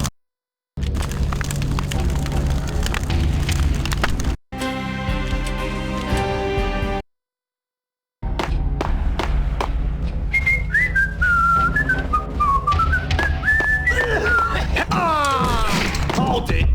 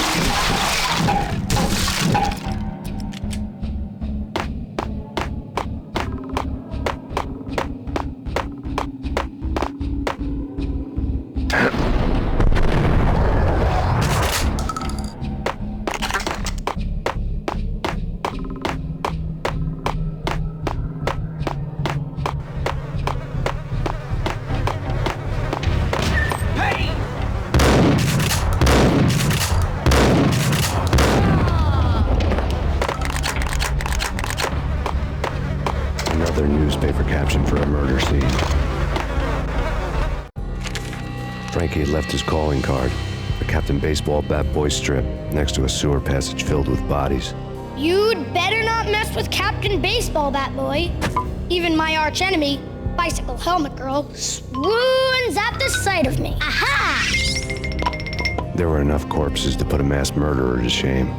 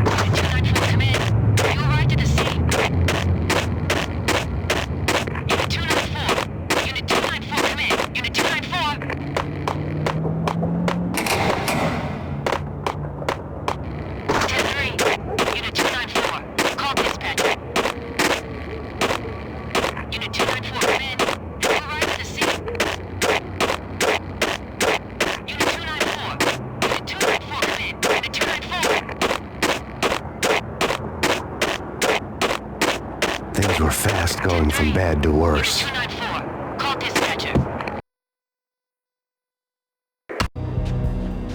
The men in blue had come and gone.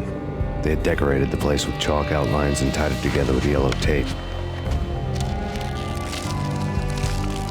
The cops who had stayed behind were dead. Frankie, his boys, and I had the place all for ourselves.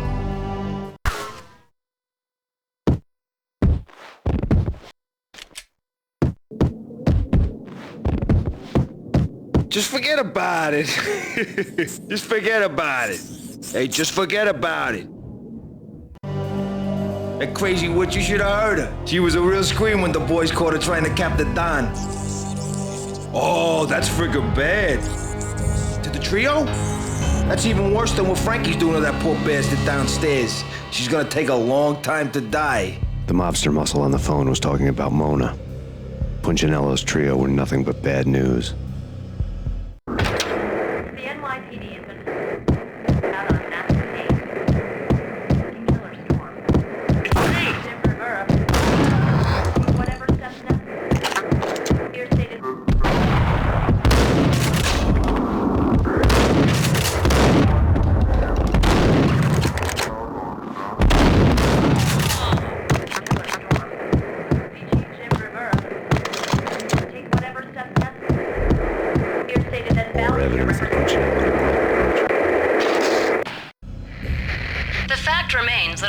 So far identified in the Ragnarok shooting have been known criminals, many of whom had large doses of V in their blood. Reliable sources say that Max Payne was also among those killed, although no body has been recovered at this time. Reliable sources. That meant somebody thought the Mafia had me, didn't want the cops snooping around anymore. The body would be delivered to them barely recognizable. Case closed. Don Punchinello had the power to be that reliable source, which was no news. But his news was old news. Framing me hadn't been enough. Don Punchinello had put a hit on me. He wanted me dead, and it had been important enough for him to give written instructions to Frankie about it. Max Payne should die like a dog for the trouble he's caused. Frankie, I know I can trust you to give this matter the dedication it needs.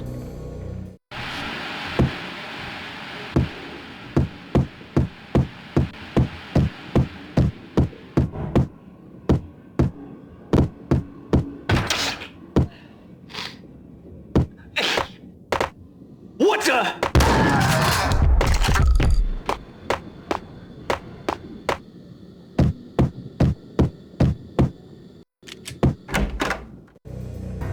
The hotel bar was fast developing quite a history. True to his words, Frankie was there, having a beer. Jesus Christ. How the hell did you get loose? Got bored waiting. Thought, what the hell, we could just as well finish this here. Fine by me. This works out just as well.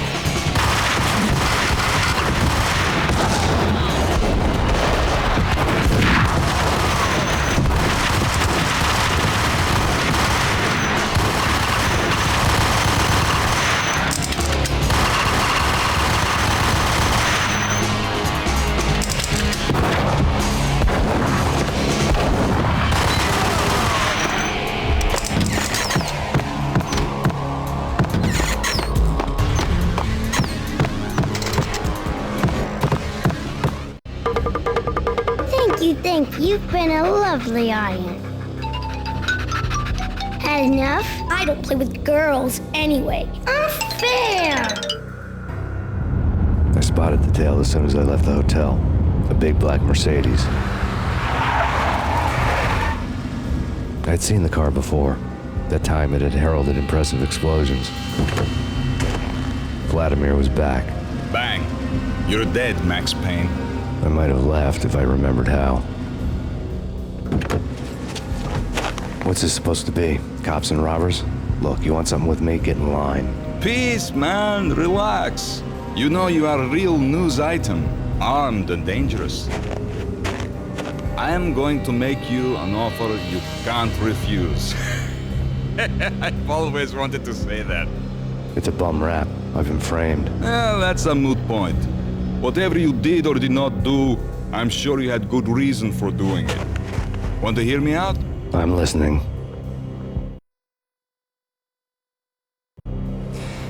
Punchinello messing with V is bad for business all around.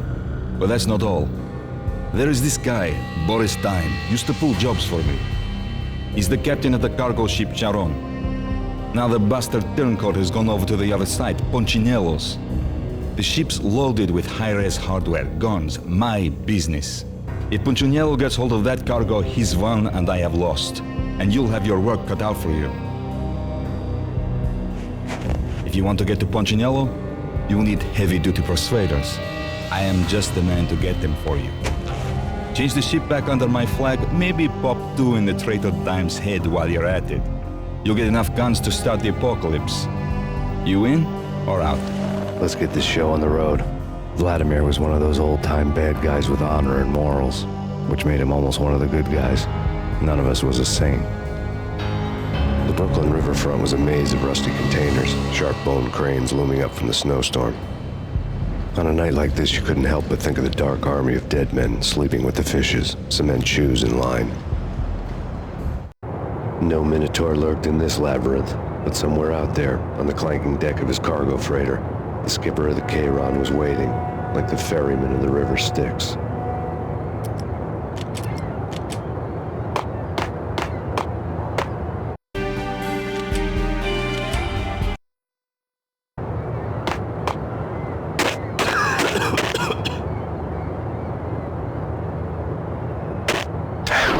Yo!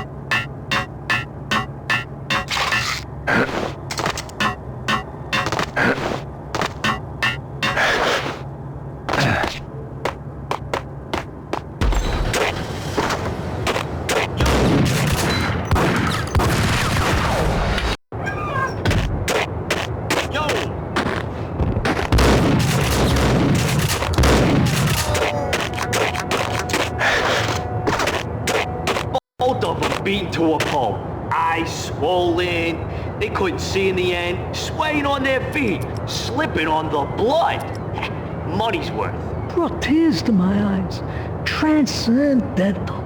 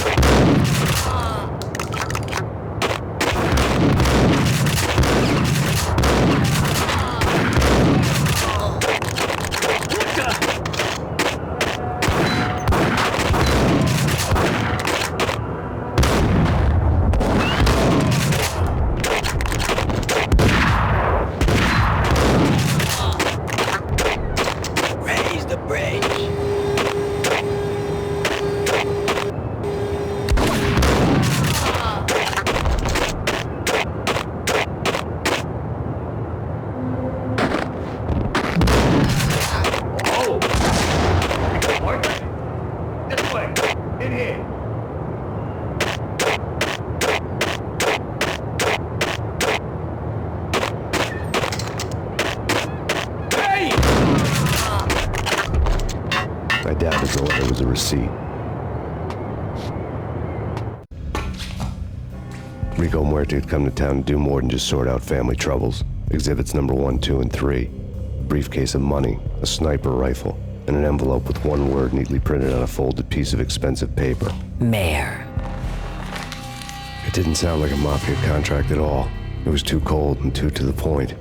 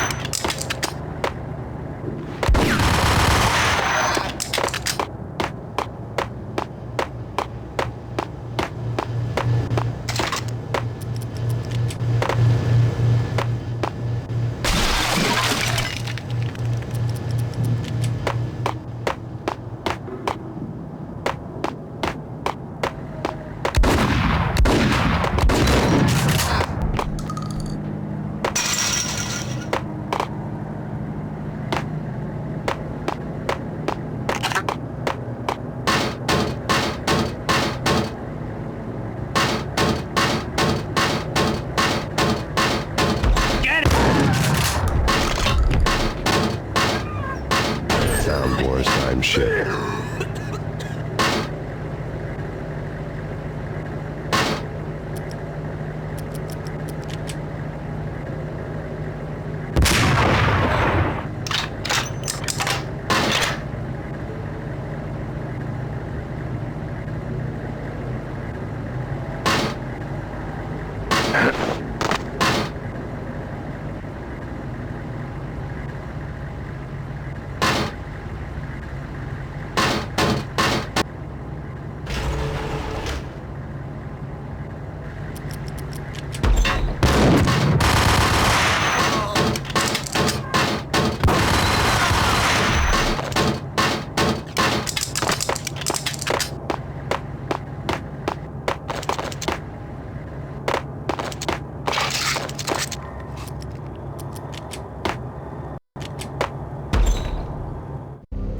Rust had crept over the sides of the cargo steamer a long time ago.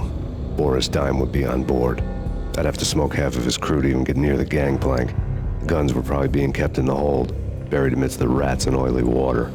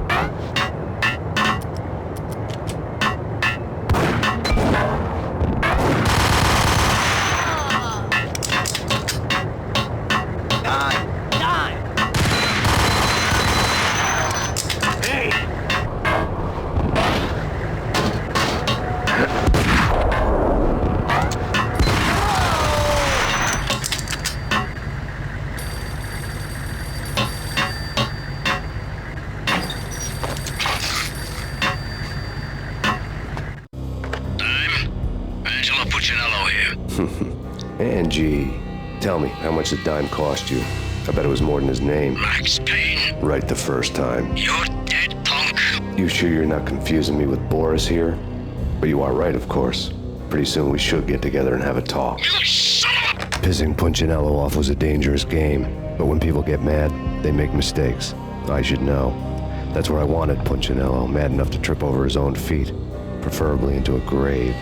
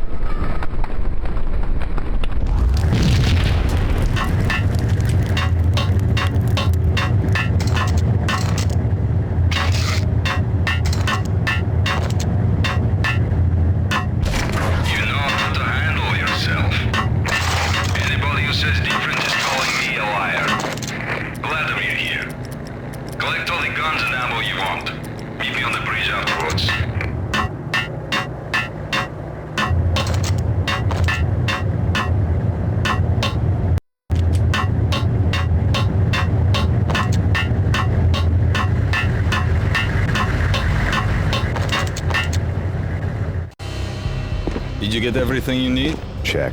I owe you. Anything you need. This is my solo. When I'm through, Punchinello won't be anybody's problem anymore. Clear as vodka.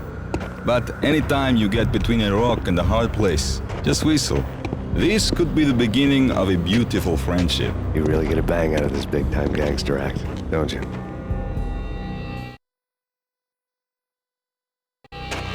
Even with all this firepower, I figured I couldn't get to Punchinello at his manor. I could only hope that he wouldn't pass a chance to hear me beg to see he's won. This is Max Payne. I want to cut a deal. Payne, you're a dead man. That's what everybody keeps telling me. I got your ship and her cargo. I want to meet. No pain, no gain. Capiche? You know my restaurant? Yeah, I know it. 1 hour. Punchinello's restaurant had seen better days. Snow was falling like ashes from post-apocalyptic skies, but that was outside. Things would soon get hot in the Don's restaurant. I knew it was a long shot, Angelo Punchinello actually showing up, but there was no crime in hoping.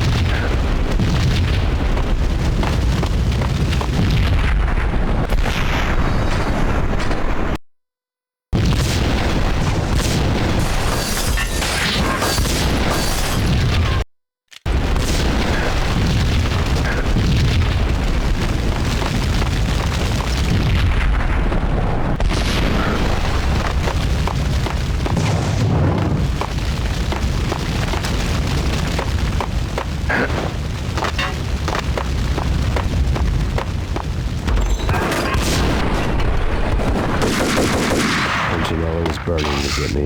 The feeling was mutual. He was trying to put out my flames with gasoline.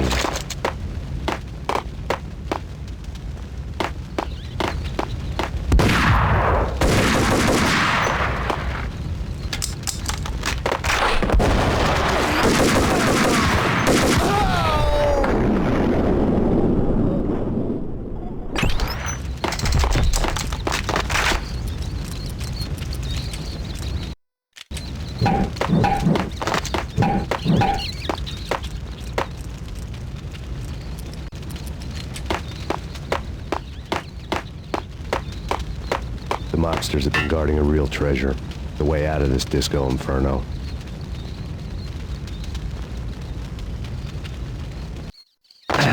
It's Payne!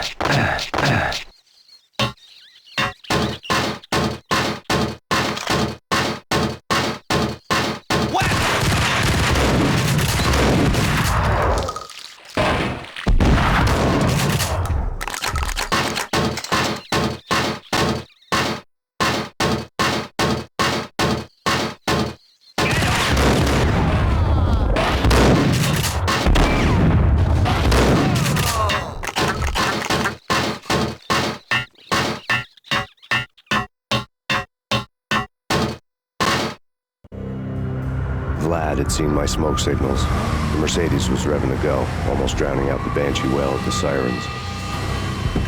You coming? We'll drop you off at the Punchinello Manor. Sounds good to me. When this is over, look me up. I could use a professional like you. I'll keep that in mind.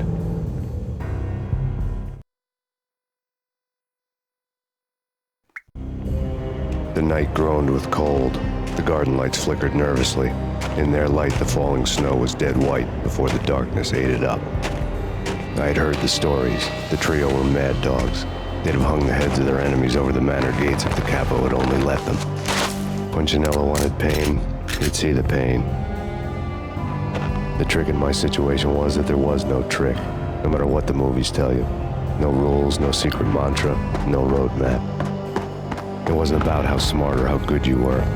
It was chaos and luck, and anyone who thought different was a fool. All you could do was to hang on madly, as long and as hard as you could. Someone had graciously left the back door open for me and killed the guards. My money was on Mona. I knew the trio would be standing between me and Punchinello. I had read their rap sheets, thick as phone books. No one would be walking out of here alive. The numbing cold of the broken night had followed me in. Upstairs, the trio tangoed down the manor halls to the silent rhythm of their murderous hearts. The blood of their victims rust on their lips. Vince Mugnano, Pilot Providence, a.k.a. Big Brother, and Joe Deadpan Salem. The pistol was a frozen lump in my hand, piercing the skin, gnawing me to the bone.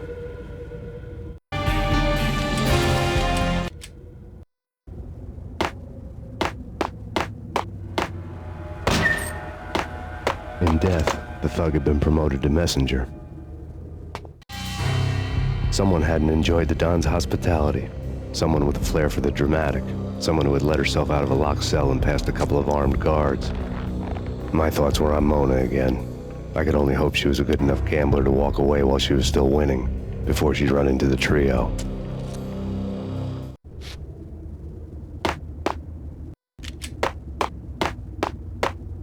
Maze Payne!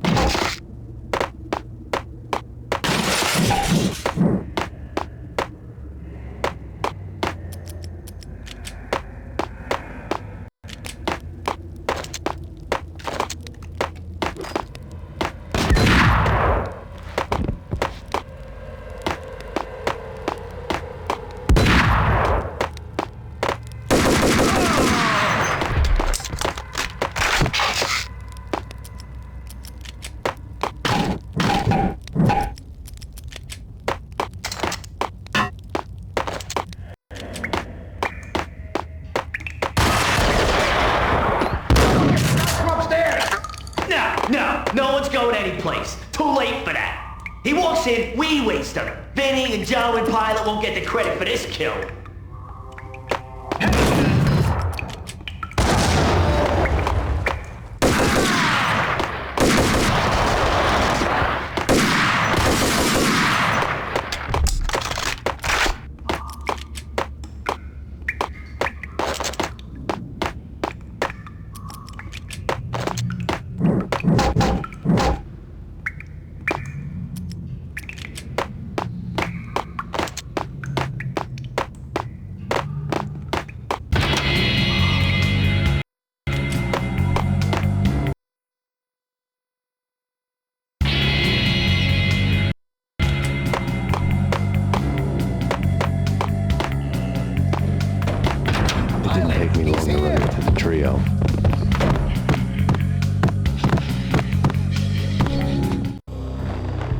Lisa Punchinello was that she was a bit of a witch. The tarot cards on the kitchen table fit the picture. They weren't my kind of cards, but I was willing to take a crack at the hand Mrs. Punchinello had dealt. The first card was the Tower. Maybe that was supposed to be the Manor. It got easy after that. The devil was the master of the house, and death was me, coming for him.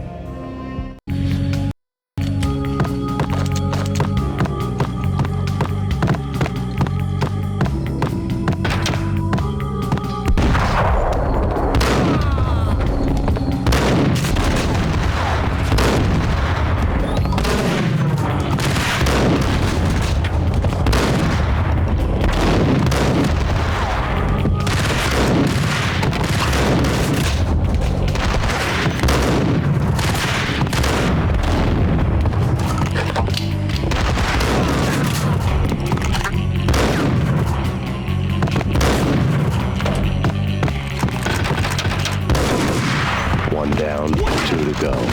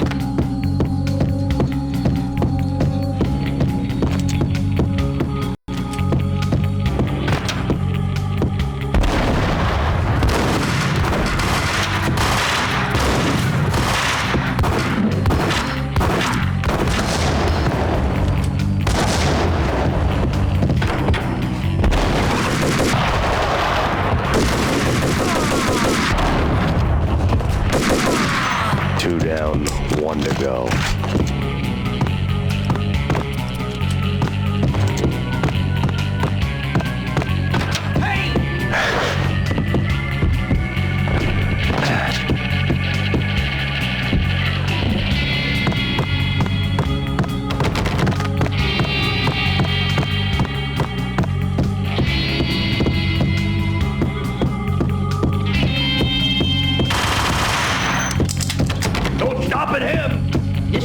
This'll stop anything. Hey, come on.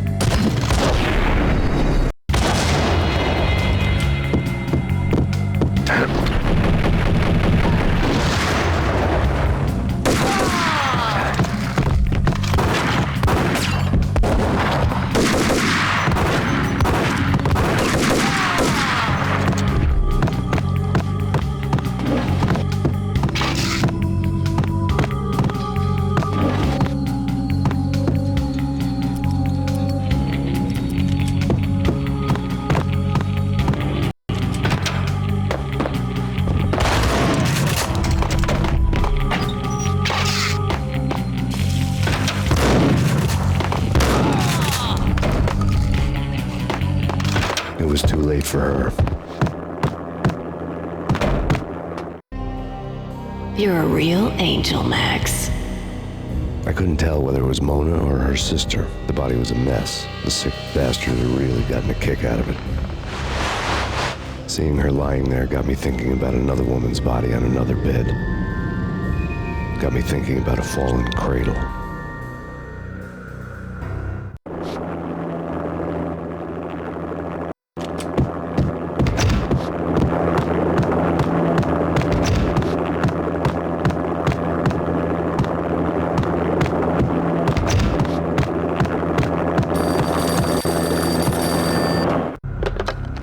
Max Payne. Talk to me. Alfred Woden. You've got company. An armed helicopter just landed on the manor grounds. You must hurry. The more the merrier.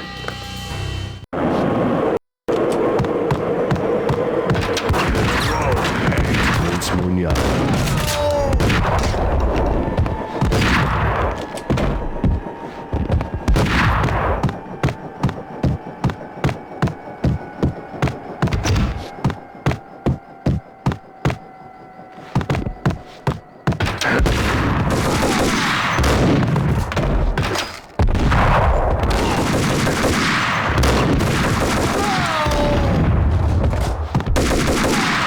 Janello's trio was done for.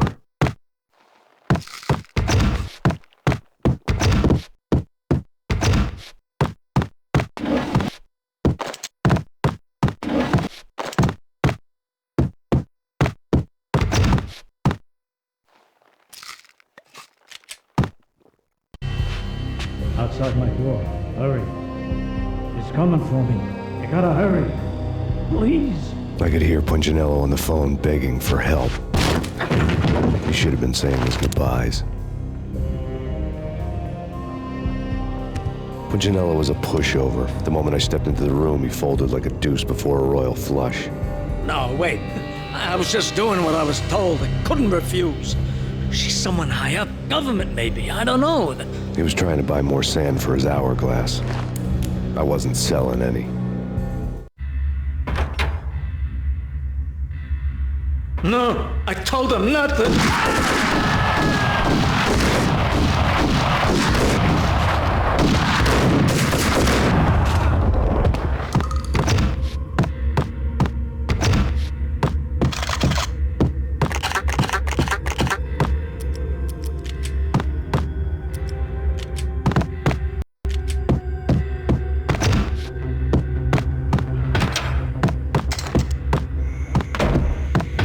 Drop it. Don't move. Game over, Max Payne. I could tell when I was outgunned. It was time to take another beating. The mystery witch was a real barracuda.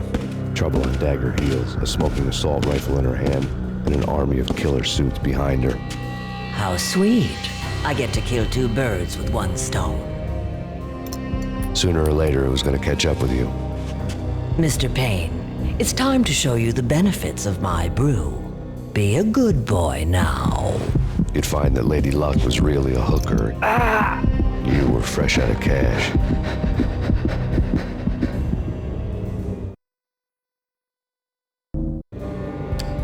Gentlemen, we're done here. Take me to Cold Steel. She had just given me an OD of Valkyr. I could feel green fire eating my brains. They turned to steam. They did a fade on me. I'd never had a chance. The witch had got me just as sure as if she put a gun to my head and pulled the trigger. The shadows rushed me, bruised mugshot faces hungry for revenge. They knew my weak spots and closed in for the kill. The floor turned into a vortex of green blood. I fell. The flesh of fallen angels.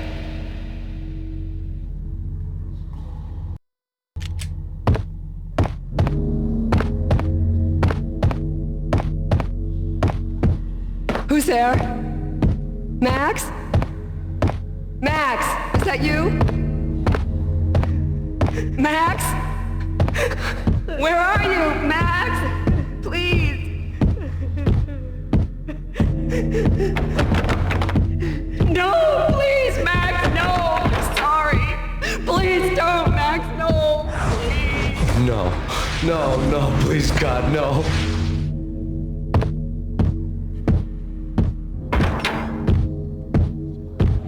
Max? Where are you, Max? Please. The letter was staring at me. There was something disturbingly familiar about the letter before me. The handwriting was all pretty curves. You're in a graphic novel. The truth split my skull open, a glaring green light washing the lies away. All of my past was just fragmented still shots, words hanging in the air like balloons. I was in a graphic novel. Funny as hell. It was the most horrible thing I could think of.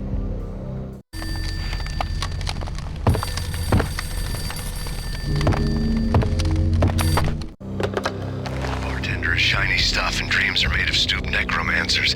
He sings like a banana wrist, having strayed too close to the constellations on their shaved skulls. There was a bad line in a prank call. Someone spouting insane babble. I couldn't make sense of it.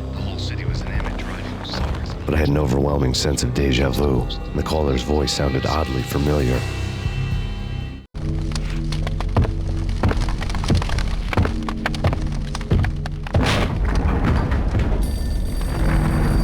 The weird piece of paper looked dangerous. There was something disturbingly familiar about the letter before me. The handwriting was all pretty curves. You're in a computer game, Max. The truth was a burning green crack through my brain, weapon statistics hanging in the air glimpsed out of the corner of my eye, endless repetition of the act of shooting, time slowing down to show off my moves, the paranoid feel of someone controlling my every step. I was in a computer game. Funny as hell, it was the most horrible thing I could think of.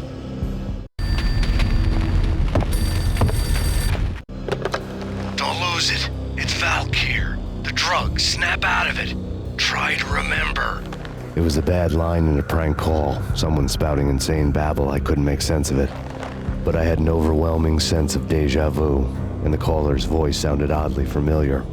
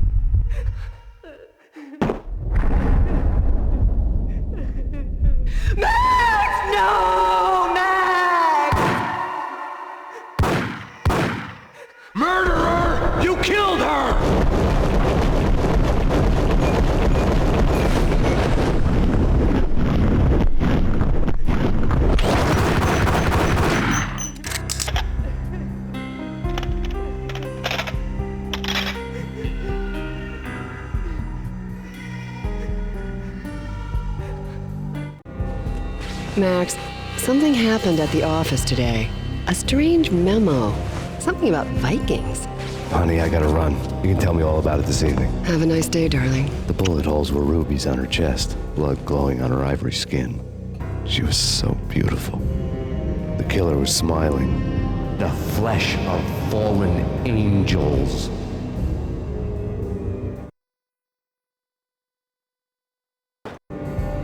Slowly, the green nightmare faded, leaving dark stains on my soul that would never come off. I felt like flatlining. I was all shook up. I woke up in a cold sweat, sick and tired to the bone, lying in a puddle of my own puke. The hag had said take me to Cold Steel before it had all gone crazy. It was a clue, the only one I had. It took me forever to crawl back to my feet and hit the road, but when I did, I drove straight to Cold Steel Foundry outside the city. There was a whole lot of action around the place for a freezing winter night. Trucks coming and going, men running. I had the drop on the mystery witch. She thought I was dead. I was on her blind side. I was going in. The bad trip had put me in a crazy mood, adrenaline pumping through my aching veins. Staggering on the mill roof in ice and snow and wild wind, I was a ninja. My kung fu was strong. I wasn't kidding anybody. At best, I was Superman on kryptonite about to fall through a skylight, down to where it was all going down. A half-abandoned industrial area in the middle of nowhere. The factory was a perfect front for any number of illegal activities.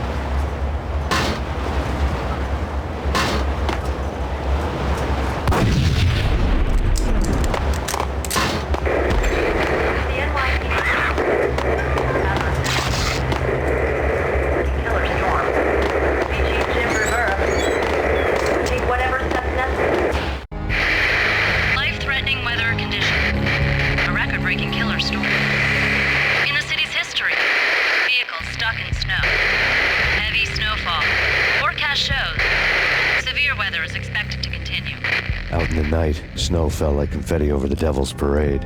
The storm was anything but over.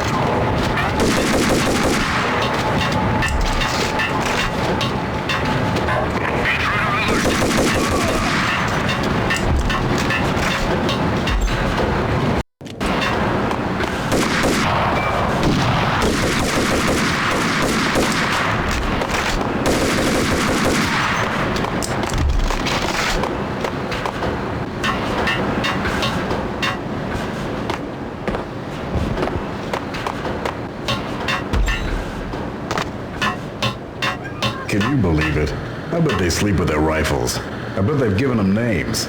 I guess. So, you don't have a name for your gun? Hello? Hell no. You do? Well, yeah, kind of. Hey, let's hear it. Well, I call it Dick Justice.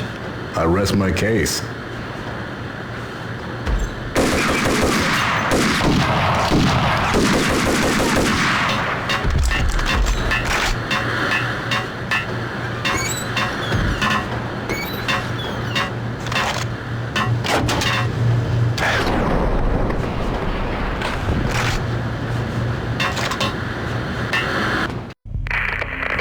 Perimeter breached. The facility has been compromised. Repeat, the Deep Six has been compromised. Initiate Operation Deadeye. The walkie-talkie military lingo could mean only one thing. They were getting ready to destroy the evidence and vanish into the night. I was so close. The hidden truths were just around the corner.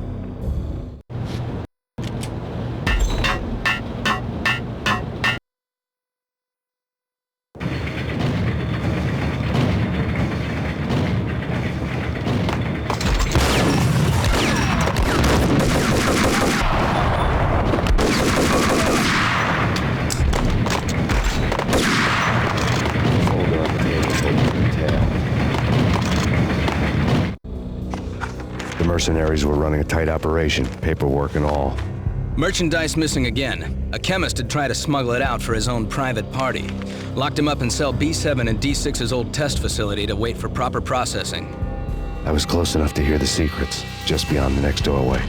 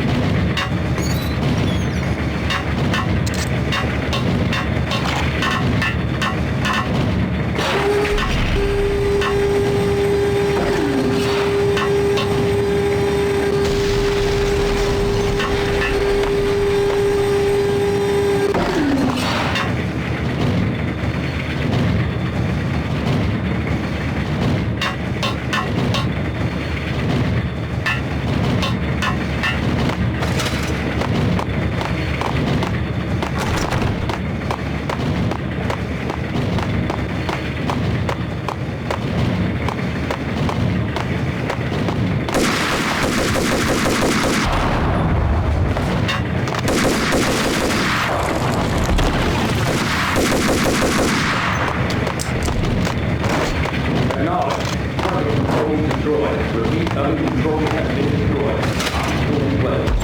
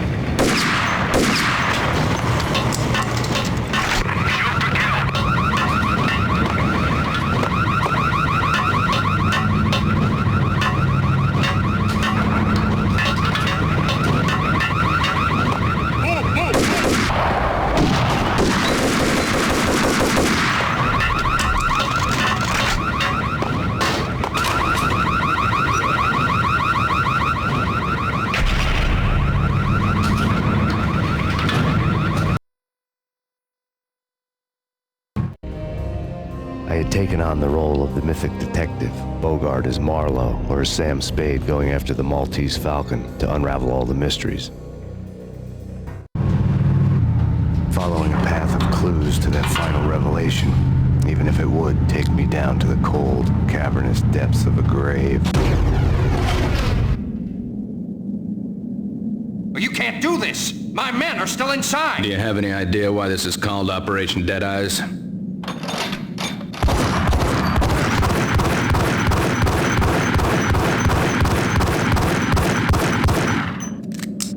I think he's dead already. Let's do it.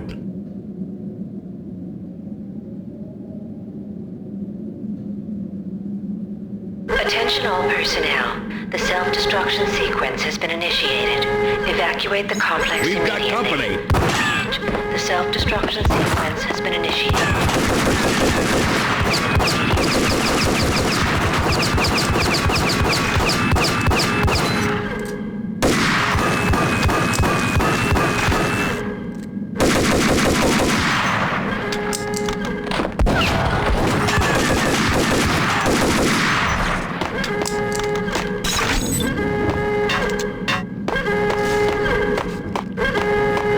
Seen the logo on the floor before. There was an old army bunker under the steel mill. I knew the military plaque on the floor. I'd seen 1,000 variations of the insignia on crumbling brick walls everywhere in the city. The sword replaced by a syringe. Project Valhalla, V for Valkyr, V for Valhalla. All of a sudden it read like a crackpot conspiracy theory.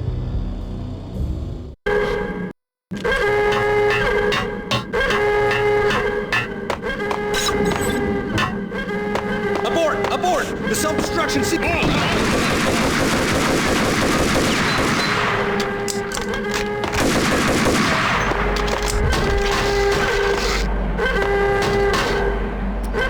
Attention all personnel. The self-destruction sequence has been initiated. Proceed to the nearest exit immediately.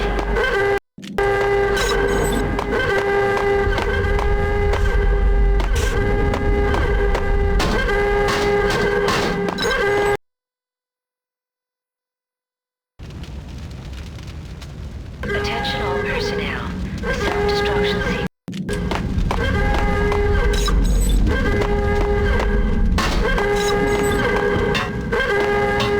The chemist before he died. The half-life of the lab rat had ended online. His password blinking on the screen. 665. Neighbor of the beast.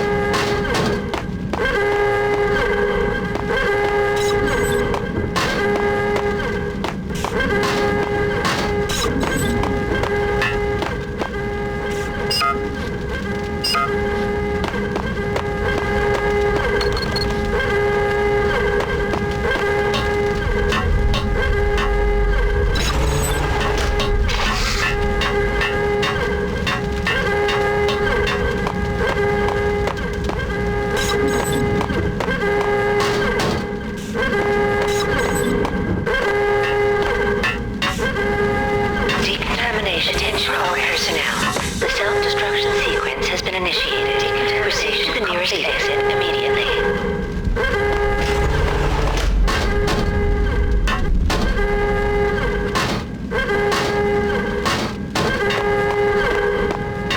Decontamination in progress. Decontamination completed.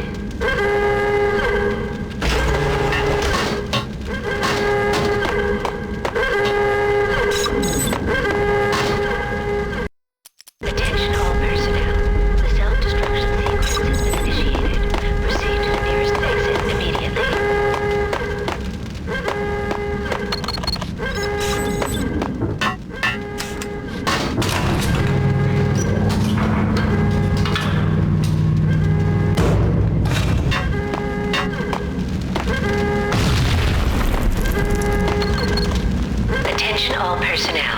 The self-destruction sequence has been initiated. Proceed to the nearest exit immediately.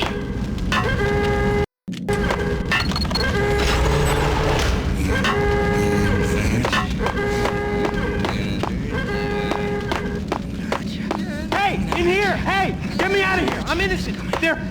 Let me out! Thanks. I thought I was gonna die in there for sure. I need you to get me through the decontamination chamber airlock. You're crazy! No way! The place is blowing up, for Christ's sakes! Either that or back to the cell. Your choice. Okay, I'll do it. I'll do it.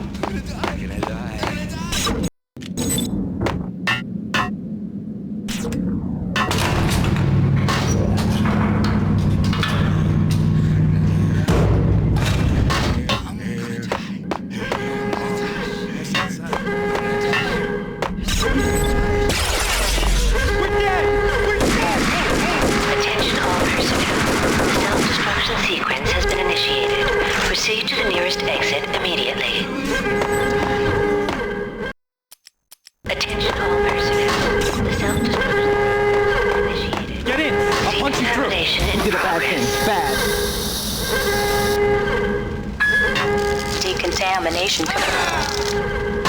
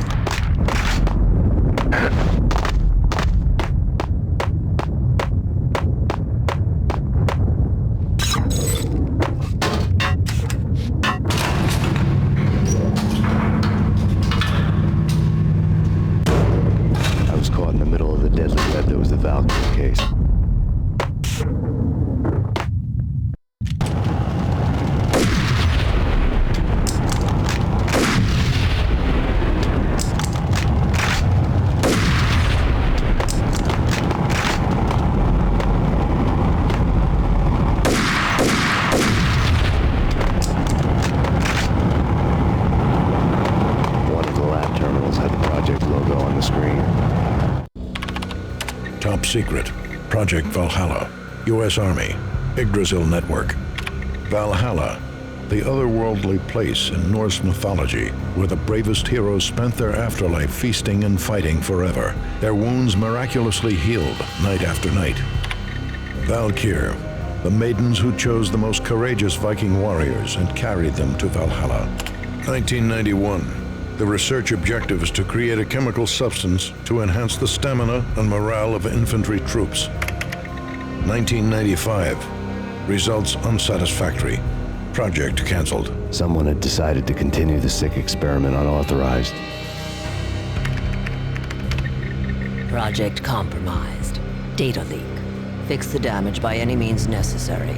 Security clearance red. Authorized by the project lead. Field test. Double the dosage for all the remaining test subjects. Observe and record the subject's behavior in an urban setting. The drop-off point was my old address in New Jersey. The file dated 3 years ago. Just when you thought you had reached the deepest depths of horror, it suddenly got worse. How to turn off that small voice inside your head that started to whisper that you should be glad that now, if not before, your revenge was justifiable on any conceivable moral scale. That small voice proved, beyond any doubt, that I was damned.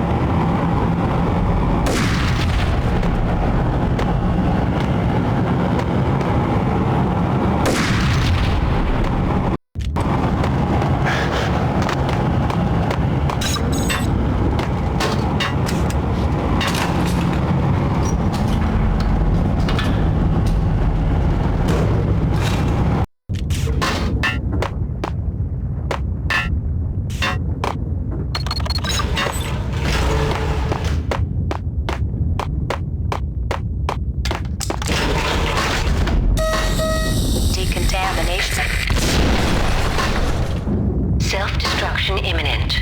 30, 29, 28, 27, 26, 25, 24, 23, 22, 21, 20, 19, 18, 17, 16, 15, 14, 13, 12, 11, 10, 9, 8, 7, 6, 5, 4, 3, 2, 1. Commence.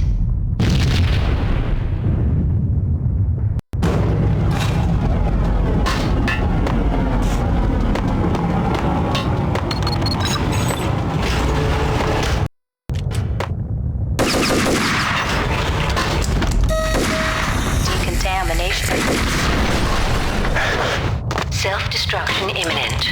30, 29, 28, 27, 26, 25, 23, 22, 21, 20, 19, 18, 17, 16, 15, 14, 13, 12, 11, 10, 9, 8, 6, 4, 3,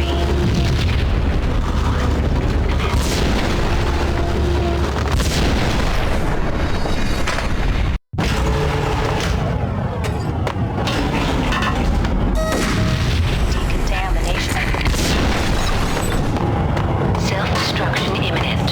30, 29, 28, 27, 26, 25, 24, 23, 22, 21, 20, 19, 17, 16,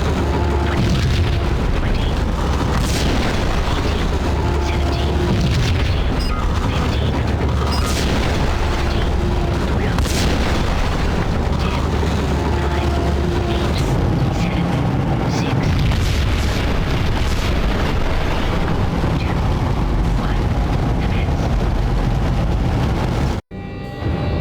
Piece together a jigsaw, and the final picture is you finishing that same puzzle. A mad, green-eyed killer standing behind you. An urban legend come true. The Project Valhalla test subjects had been the mad junkies who had murdered my loved ones. The rest was simple body count math. It all pointed to her. Ms. Valkyr. The factory went up in a fiery inferno behind me. All my leads were dead, turned to smoke and dust. I had lost my way. I hadn't slept in a million years.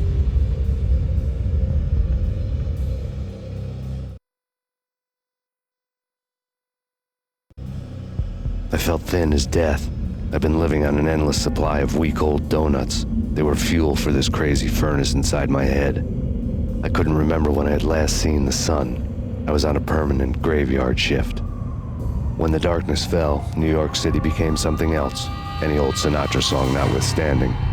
Bad things happened in the night, on the streets of that other city, Noir York City. I was in an all-night diner, downing cup after cup of coffee that tasted like engine oil, when a new message from BB got me back on the killer track. What the hell happened at Roscoe Street? Maxie, I'm going out on a limb here. We need to talk this through, come up with a plan. 2:30 a.m., the Choir Communications Garage. The more I thought about Alex's murder and the frame-up, the more it felt like an inside job. I should have seen it coming. BB had sold me out, and now he wanted to finish what he'd started. The garage was dead. BB showed up in his tailor-made suit, gold watch, and cufflinks to match, all way beyond a cop's pay. Maxie. Oozing suave charm, he was guilty as hell. What the hell does BB stand for anyway? Backstabbing bastard? Come on, don't be like that. Have a cigar. I don't smoke. Maxie, you have no idea how big this is. It's huge. You have no idea. I think I do. You're a bribe-taking bent cop who sold out his partner. Those mobsters in the subway were a dead giveaway. Hard to miss. Bet it was exactly like this with Alex. Up close and personal. You can't win this one, Max. No, but I can make damn sure none of you do either. BB turned out to be another cardboard cutout bad guy.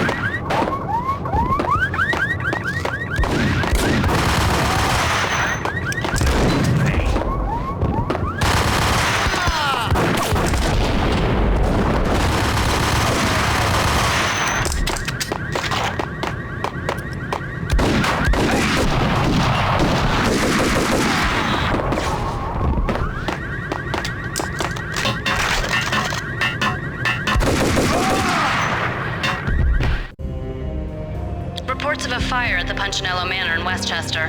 The manor is the home of Angelo Punchinello, the alleged head of the Punchinello crime family. The police are now saying, contrary to their earlier statements, that Max Payne is still alive and at large. He continues his vendetta against the Mafia, of which this last act of arson is attributed to. I had no recollection of setting any fires, but I did remember the flames.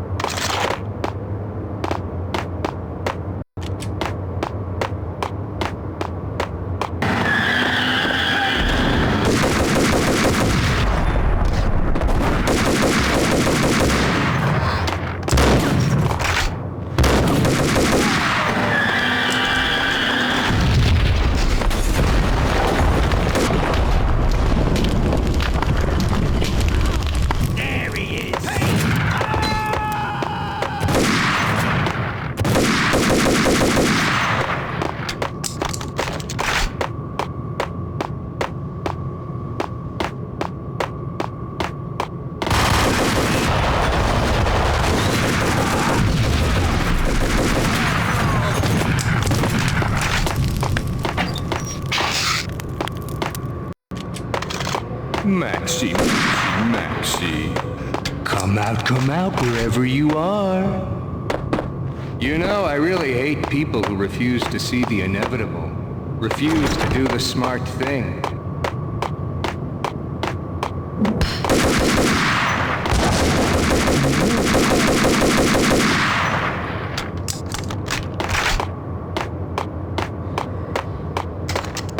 The payphone started to ring.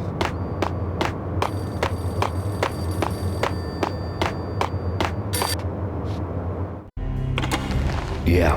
Max Payne? Whatever does it for you. This is Alfred Woden. I can give you the name of your enemy. Come to the Asgard building presently. We are expecting you.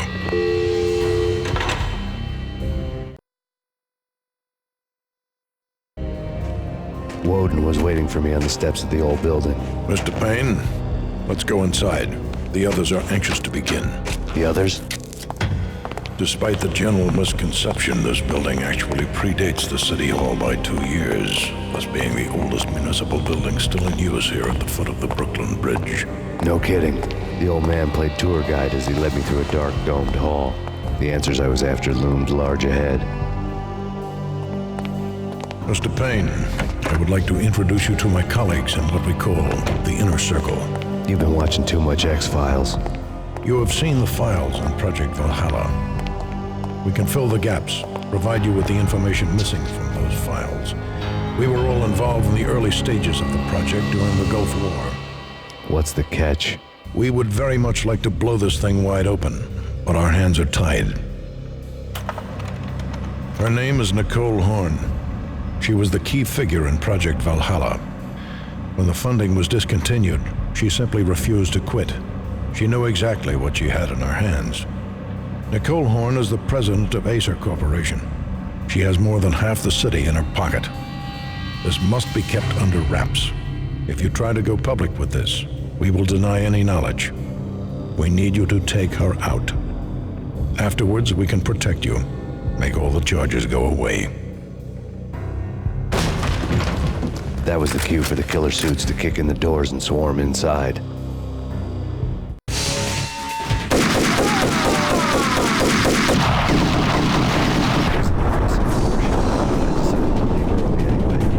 It was only a one-story fall.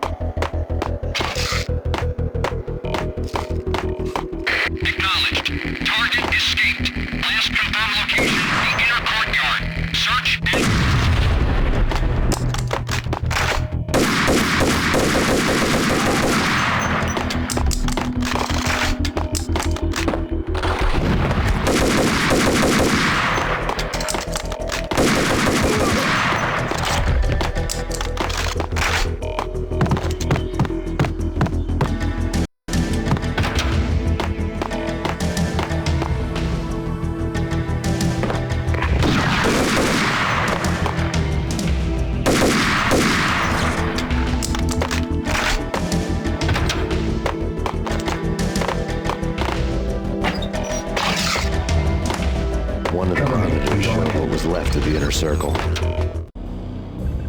On screen, the so-called corpse of Alfred Woden stood up, miraculously waking from his dirt nap, looking smug among his dead pals. In the land of the blind, the one-eyed man is king. I didn't know how he'd pulled it off, but it was a pretty slick way to get out of all his promises. Most of what he had said fit too well to be a load of crap.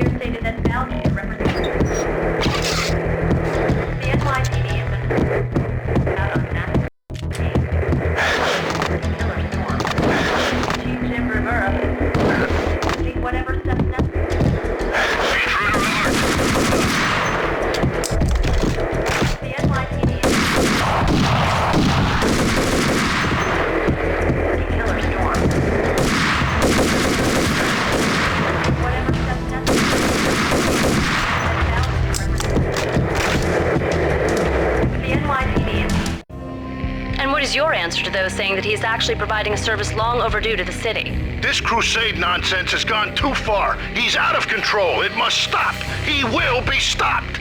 That was Deputy Chief Jim Bravura from the New York City Police Department.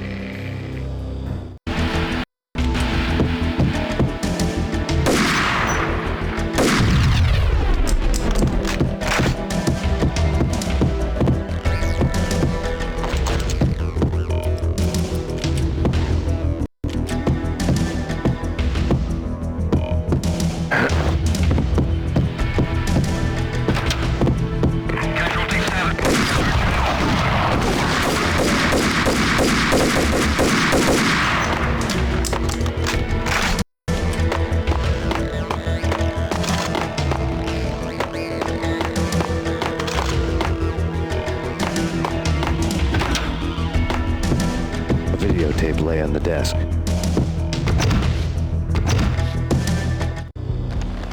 Nicole Horn had blackmailed the inner circle into silence. The tape came with a curt extortion note on a piece of expensive paper. I remembered Candy Dawn taping her clients in action on the side, selling the tapes to the highest bidder. I was sure that kinky sex was nowhere near Alfred Woden's worst sin. But I had a feeling that when this was over, any collateral would come in handy.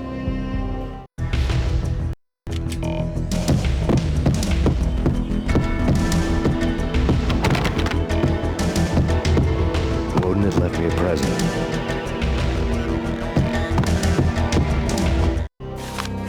Woden had taken care of my mission preps with military precision. The critical areas in the Acer Corporation headquarters blueprints were circled in red. The president's office was at the top of the building, right below her penthouse suite. The elevators were controlled by a security computer, part of the mainframe located underground below the building. The high-rise was sealed as tight as a sci-fi fortress.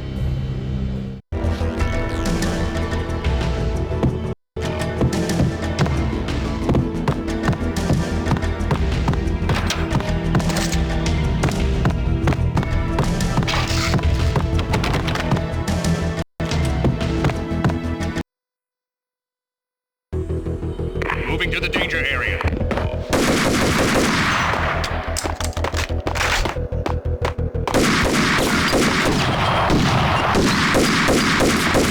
Engaging hostile.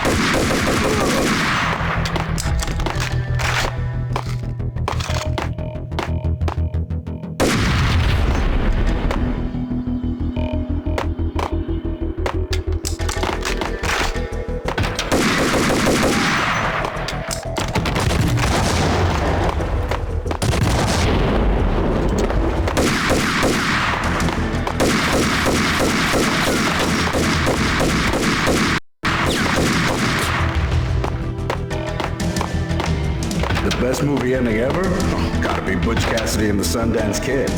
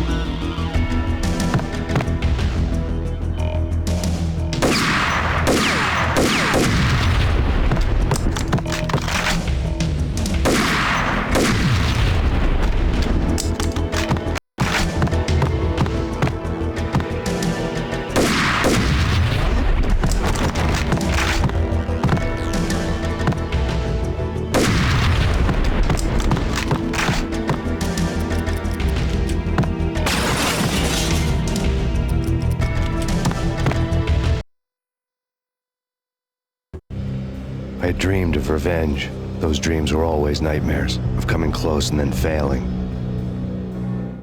Now I was close. I had a name to guide me, Nicole Horn. I had nothing to lose. The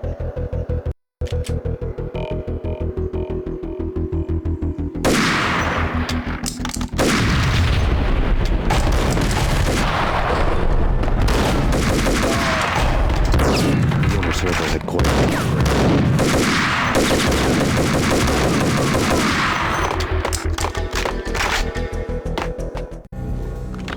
Project Valhalla had not been the only thing the Inner Circle had been involved in. There were rows of cabinets full of files. The Serpentine Secret Society went back a long way, always pulling strings from the shadows. I couldn't say I was sorry. Woden's move in some Byzantine power game had cut the Circle's membership roster to 1. The old man wanted me on cleanup duty. It was my mess, too.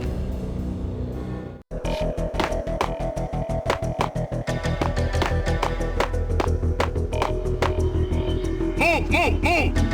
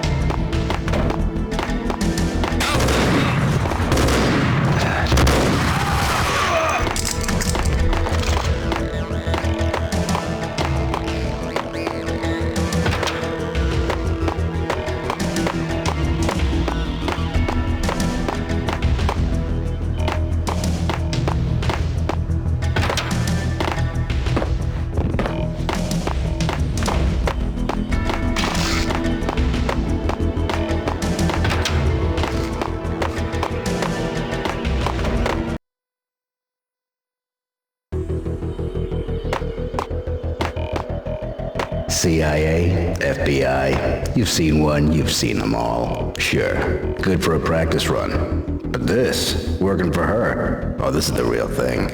The money's astronomical. And best of all, you get to kill any scumbag who gets in your way. License to kill. Like James Bond. I have.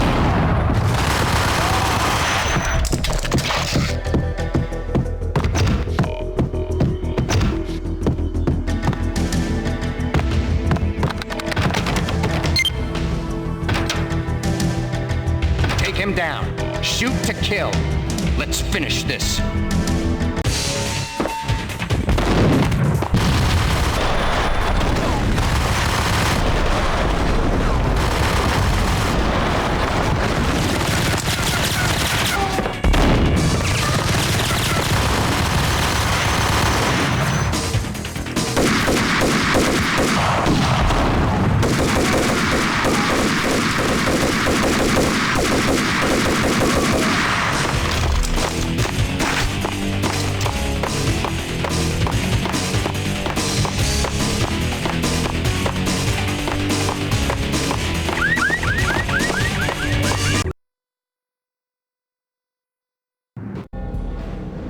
wasn't the most original approach to the problem. It wasn't as if it hadn't all been done before. An eye for an eye, the first principle of revenge. Old as dirt, still going strong.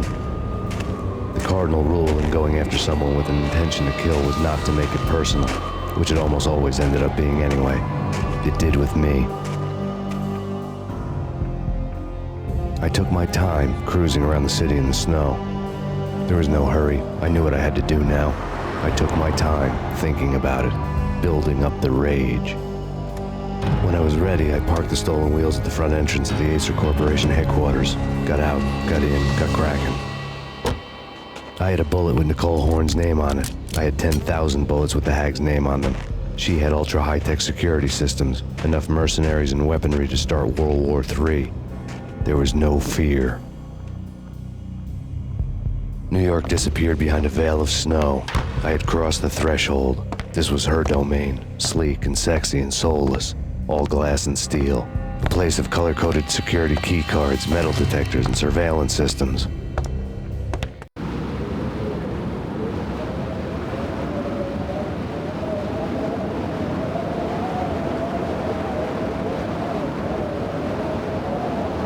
Colder than a walk-in fridge. Cold as a gun.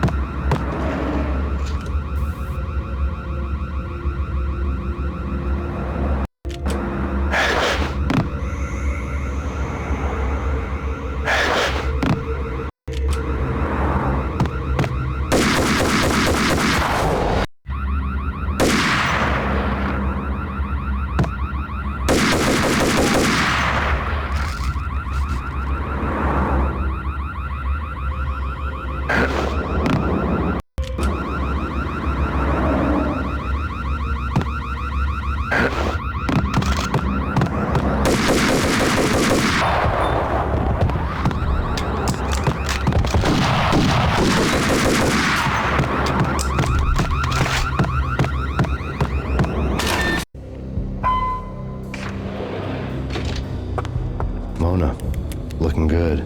Max, we gotta stop meeting like this.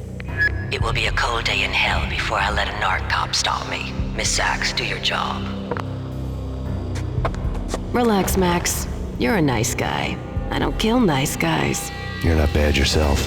It was different when Horn wanted Punchinello dead. To cut her ties to the Mafia, he deserved to die. The same goes with her. She's the bad guy here. Her sister was whispering to her in my favor. I knew the appetites of ghosts intimately. They hungered for revenge. No! A gunshot boomed and she fell down in slow motion. She was a nice girl, not really a stone-cold killer. And now she was stone-cold dead. Like religious fanatics or loyal samurai, Horn's private army was coming at me. Terminate.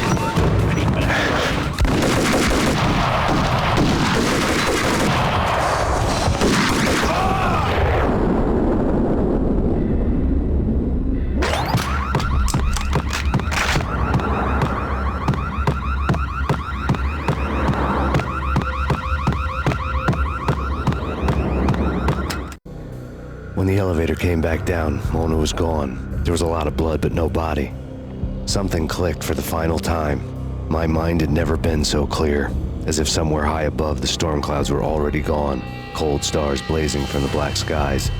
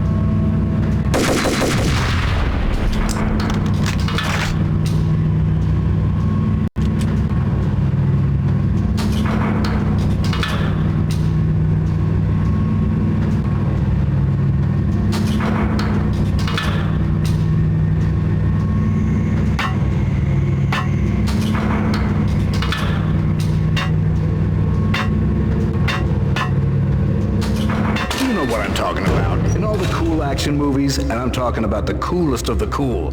It always seems like time slows down in the middle of the action. You know, you can see the bullets flying through the air, the hero dodging in slow motion. Oh man, it would be so cool to be able to do that. Bullet time, that's what they call it. Bullet time, yeah, would be so cool.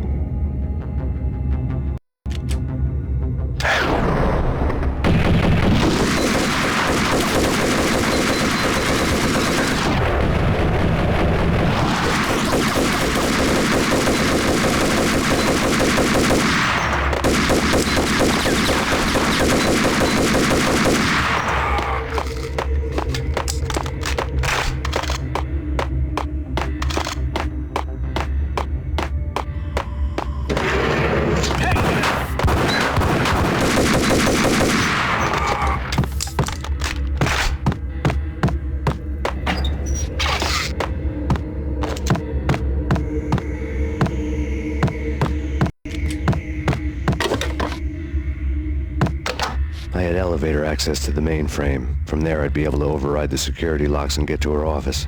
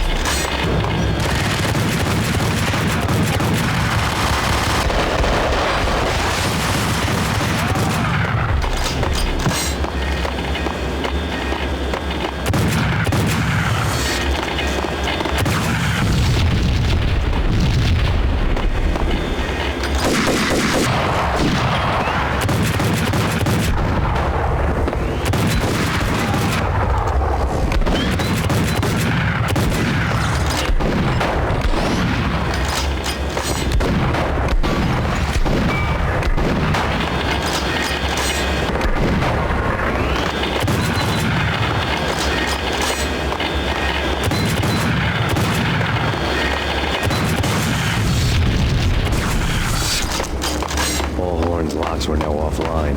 All bets were off. The elevator would take me all the way up.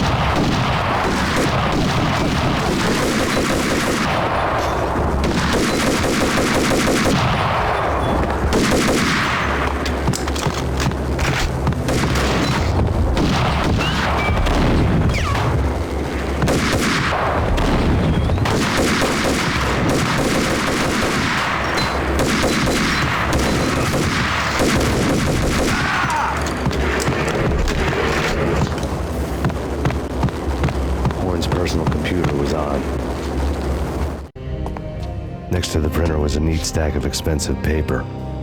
Hacking through Horn's computer would have unearthed files of criminal plans, strategies for world domination, spy helicopter reports, illegal wiretap recordings, internet porno, all of the above. Take your pick. I really didn't care anymore. I had seen too much of it already.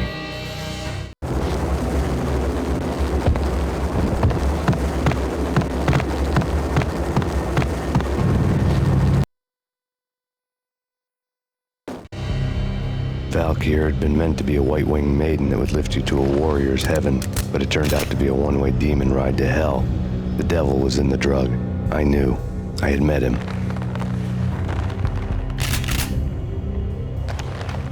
And now I was gonna kill her, the queen of the underworld who had tried to lift herself a bit closer to heaven with her drug money. No begging, no bribes. She knew better. Honor among killers. We who were about to die. Both of us knew how this would end, in pain and suffering. All this because your wife stuck her nose into things that were none of her business. The cops were coming to take me away. The sirens were like a bad conscience I couldn't shake. It's ridiculous you've made it this far. You won't be alive when they get here. Stop him!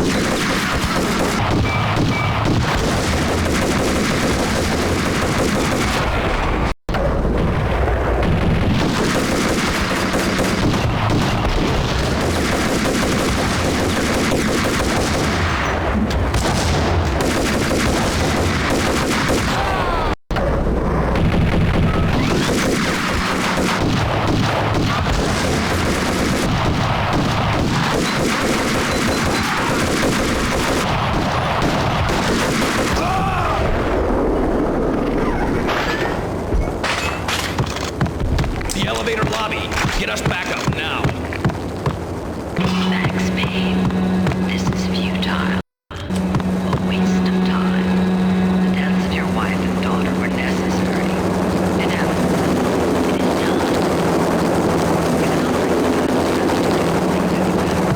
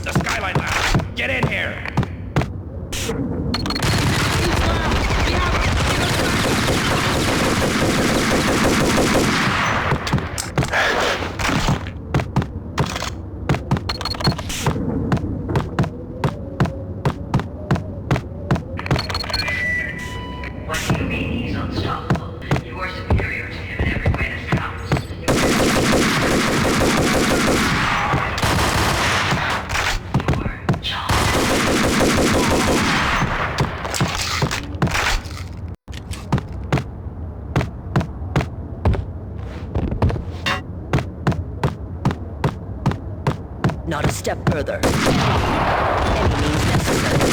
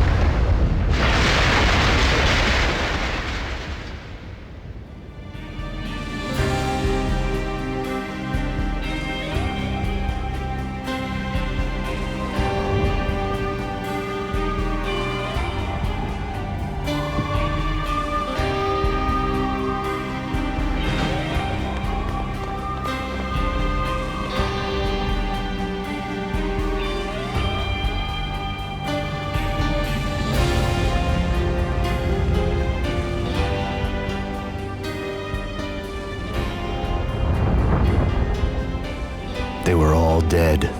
The final gunshot was an exclamation mark to everything that had led to this point. I released my finger from the trigger. And then it was all over. The storm seemed to lose its frenzy. The ragged clouds gave way to the stars above. Max Payne, this is Deputy Chief Jim Bravura from the NYPD. We've got the building surrounded. Throw down your weapons and lie down with your hands behind your head. A bit closer to heaven.